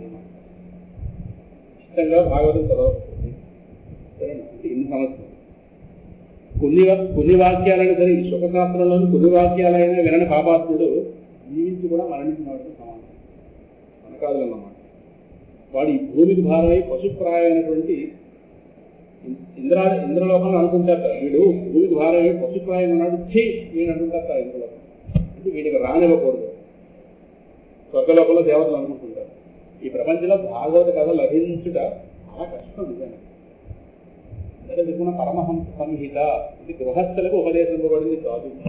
కానీ శుభయోగేంద్రుడు ప్రేమతో అక్కడ పరీక్షిత్తు ద్వారా లోకానికి అందించగలరు. పరీక్షితులు స్మరించడం భాగవతం చదువుతుంది. పరీక్షిత గృహస్థ అయినప్పటికీ కూడా వైరాగ్యంగా ఆయనలో ముందు తల్లి గర్భంలో ఉండగానే పరమాత్మ దర్శనం చేసేది ఆ యొక్క ఆయన ఉన్నటువంటి ఆ లక్షణం ఏదైతే ఉందో అది ఈ మహానుభావుడు హృదయాన్ని కదిలించింది. అంటే కోట్ల కొలది జన్మల ఎందు కోటి జన్మ సముచ్చైన పుణ్యేనైవ దులభ్యతే దుర్లభైవ కథాలోకే శ్రీమద్ భాగవతోత్సవ. కోట్ల కొలది జన్మలేదు పుణ్యం చేసుకున్న మాత్రమే ఇది శివులో పడుతుంది. మహానుభావ మీరు ధీమంతులు యోగనిధులు కనుక ప్రయత్నపూర్వకంగా ఈ కథ వినిపించండి. దీనికి ప్రత్యేక దినాల నియమం లేదు కానీ నిరంతరం దీన్ని వినడం శ్రేయస్కరం. కానీ కలికాలంలో సత్యాన్ని పలకడం బ్రహ్మచర్యం పాటించడం కష్టం కనుక దీనికి ఒక సప్తాహ విధానం అనేది ఏర్పాటు చేస్తారు. అంటే ఆ 7 రోజులు దీక్ష లభిస్తారు. సత్యం పలకడం, బ్రహ్మచర్యం, ఆహార నియమం, కింద పడుకోవడాలు ఇవన్నీ ఉన్నాయి. అంటే సప్తాహ విధానంలో చేసేవాడు శక్తి వేరు, ఇది వినడం వేరు. దీక్ష వహించి వినవాడు వినడం దీక్షావస్థాలను చెప్తారు. ఇప్పటికీ కూడా భాగవత సప్తాహాన్ని 100 ఏళ్లుగా అఖండంగా నెరవేర్చిన ప్రాంతం ఒకటి ఉంది.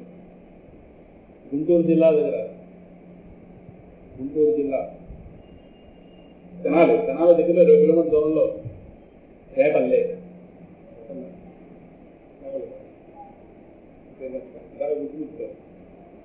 అక్కడ 100 ఏళ్ల బట్టి అఖండంగా భాగవత సప్తాహం చేస్తారు. అక్కడ భాగవత సప్తాహం అంటే ఆ ఊర్లో అందరికీ పండుగ.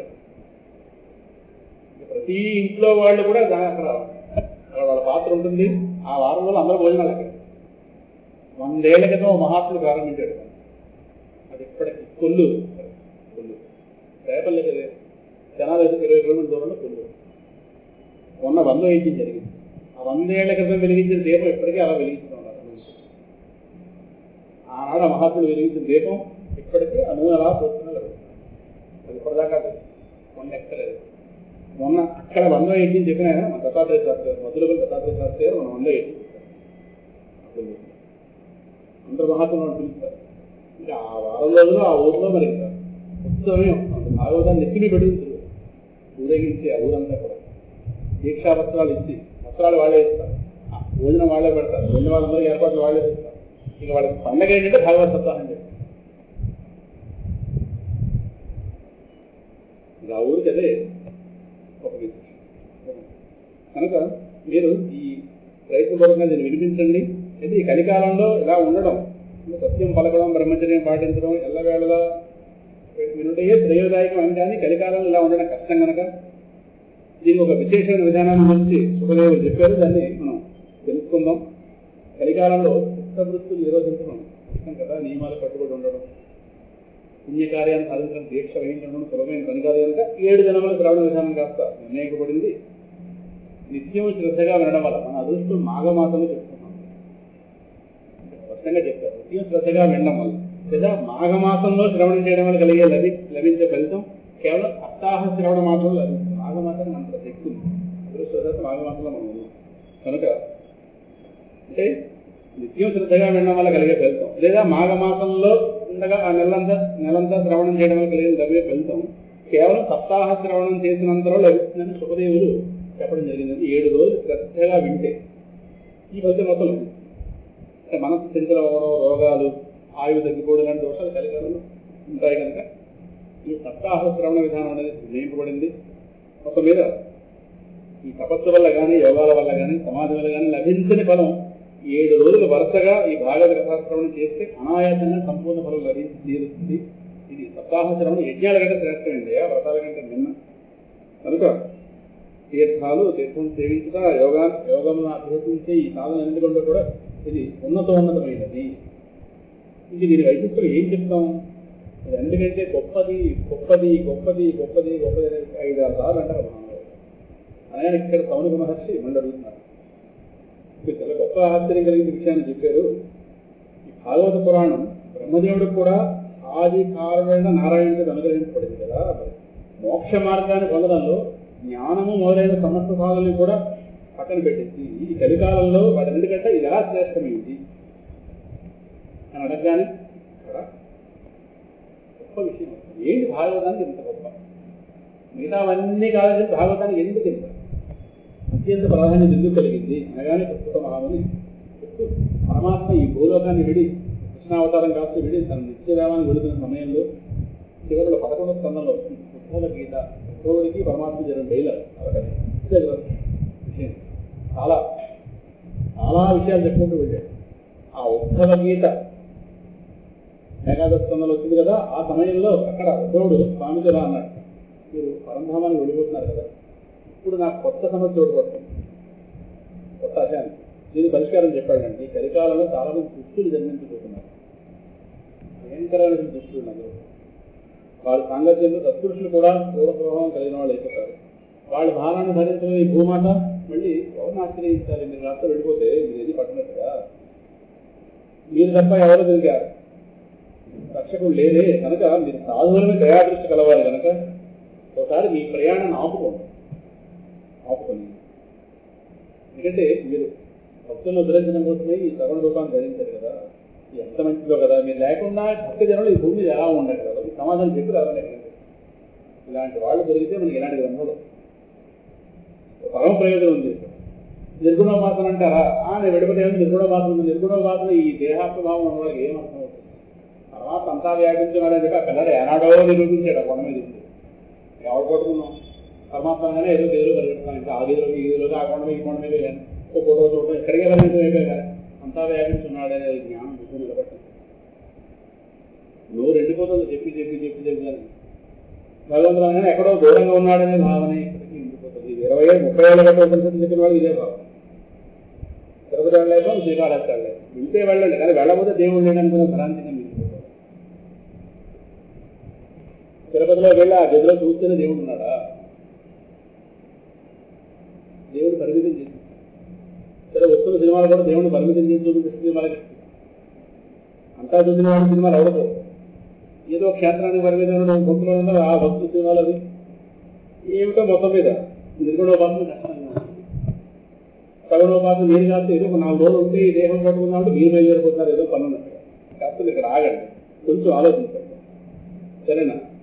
మీరు వెళ్ళిపోతే భక్తులుగా ఉంటారు. ఏదో ఉపాయం చూపించి వెళ్ళండి అనగానే పరమాత్మ ఒక్కసారి ఒక్కరోజు మాటలు కానీ ఆయనకు ఒక కర్తవ్యం కనిపించారు, ఏదో చేసి వెళ్ళాలి. ఇది ఉద్ధవ వచన శృత్వ ప్రభాసే అచింతయ కలిగి ఈయన గారు చింతలో పడ్డాడు పరమాత్మ, నేను ఏమిటో చేసి వెళ్ళాలి. స్వకీయం యత్ భవేత్ తేజ సత్య భాగవతే అదధాత్ శిరోధాయ ప్రవిష్టోయం శ్రీమద్ భాగవతారం. తన దివ్యమైన తేజస్సు మొత్తాన్ని కూడా భాగవతంలో చదివారు. అప్పటిగా భాగవతం రాలేదు, భవిష్యత్తులో రాబోతుంది లేదా శ్లోకాల రూపంలో ఉంది. అందులోకి తన తేజస్సు మొత్తం ప్రవేశపెట్టి పరమాత్మ లేని భాగవతాన్ని ఆధారం చేసుకుని ఉంటాను. భాగవత మహాసముద్రంలో పరమాత్మ సాక్షాత్తుగా ప్రవేశించారు.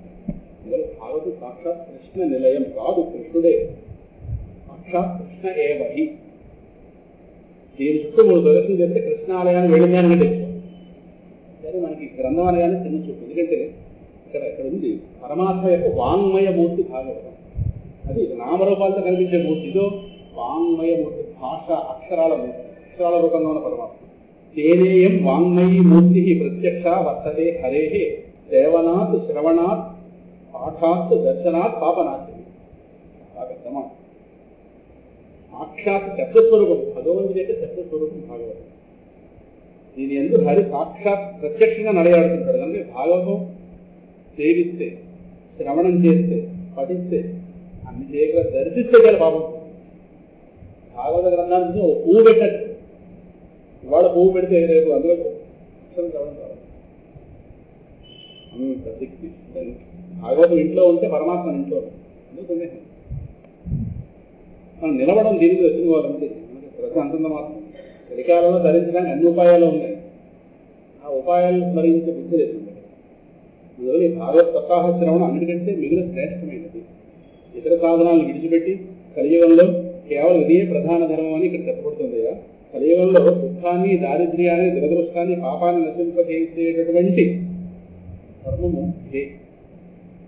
ఇది కాకపోతే ఆ భగవంతుడి మాయ నుండి బయటపడేటటువంటి ఉపాయం ఏముంటుంది? దేవతలు కూడా దుర్లభం కదా.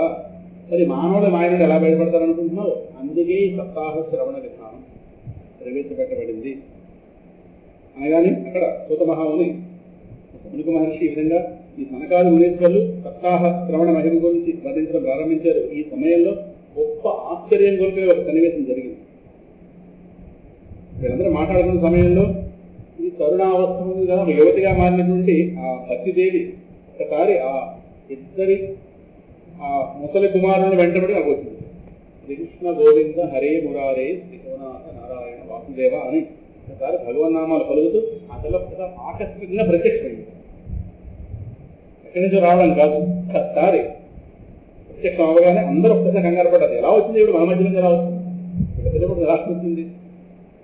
పరమ సౌందర్యమైనటువంటి సత్యదేవి భాగవతం యొక్క ఆవిడ ఎక్కడుంటుంది? భాగవతానికి శబ్దార్థ రూపాలు ఆవిడ సత్యదేవికి మీకు ఆభరణాలు ఉంటే ఆవిడ ఆభరణాలు ఉండవా? సత్యదేవికి ఆభరణాలు ఏంటంటే ఇందులో అక్షరాలే ఆవిడ. ఈ అక్షరాలు అనేటటువంటి ఆభరణాలు ధరించి ఆ మహాదేవ దర్శనం ఇవ్వగానే అందరూ కూడా ఇంక ఇది ఎలా వచ్చింది, సభలోకి ఎలా ప్రవేశించింది అని చెప్పగానే అని సందేహిస్తున్న సమయంలో ఒక మునీశ్వరులు మహానుభావులు అందరూ కూడా తర్క వితర్కాలు చేస్తున్నారు.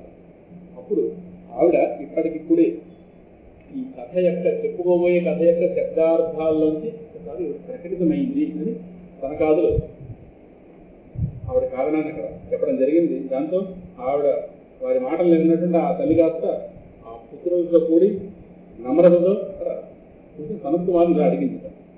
నేను కలికాలను ఎక్కువగా నష్టపోయాను, ఈ కథామృత సేకరణ తిరిగి నాకు మళ్ళీ పుష్టిని సమకూర్చలేదు కాస్త. కాకపోతే కథ చెప్పుకోలేదు, ఇంకా భాగవత వైభవం గురించి చెప్పడానికి ఆవిడకి అలాగే మన సినిమా టికెట్ టీవీలో రాగానే సినిమా సగం చూసినట్టు ఆనందం వస్తుంది. అలా చెప్పుకుంటారు.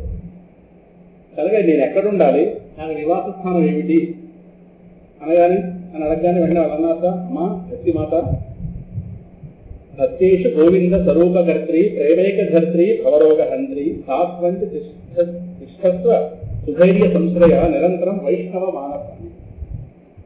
నువ్వు ఎక్కడుంటావంటే భక్తులకు భగవంతుని చేసేటటువంటి ఉపాయాలు. నువ్వు అనన్య ప్రేమను సమకూర్చగలిగే సముద్రాలు సంసార రోగాన్ని నిర్మూలించి శక్తున్నదాన్ని. ముందు రోజు ధైర్యం వహించు. నువ్వు శాశ్వతంగా అనుక్షణం కూడా విష్ణు భక్తుల యొక్క హృదయాల్లో నిలిపించు. నీకు అది సరైనటువంటి స్థానం.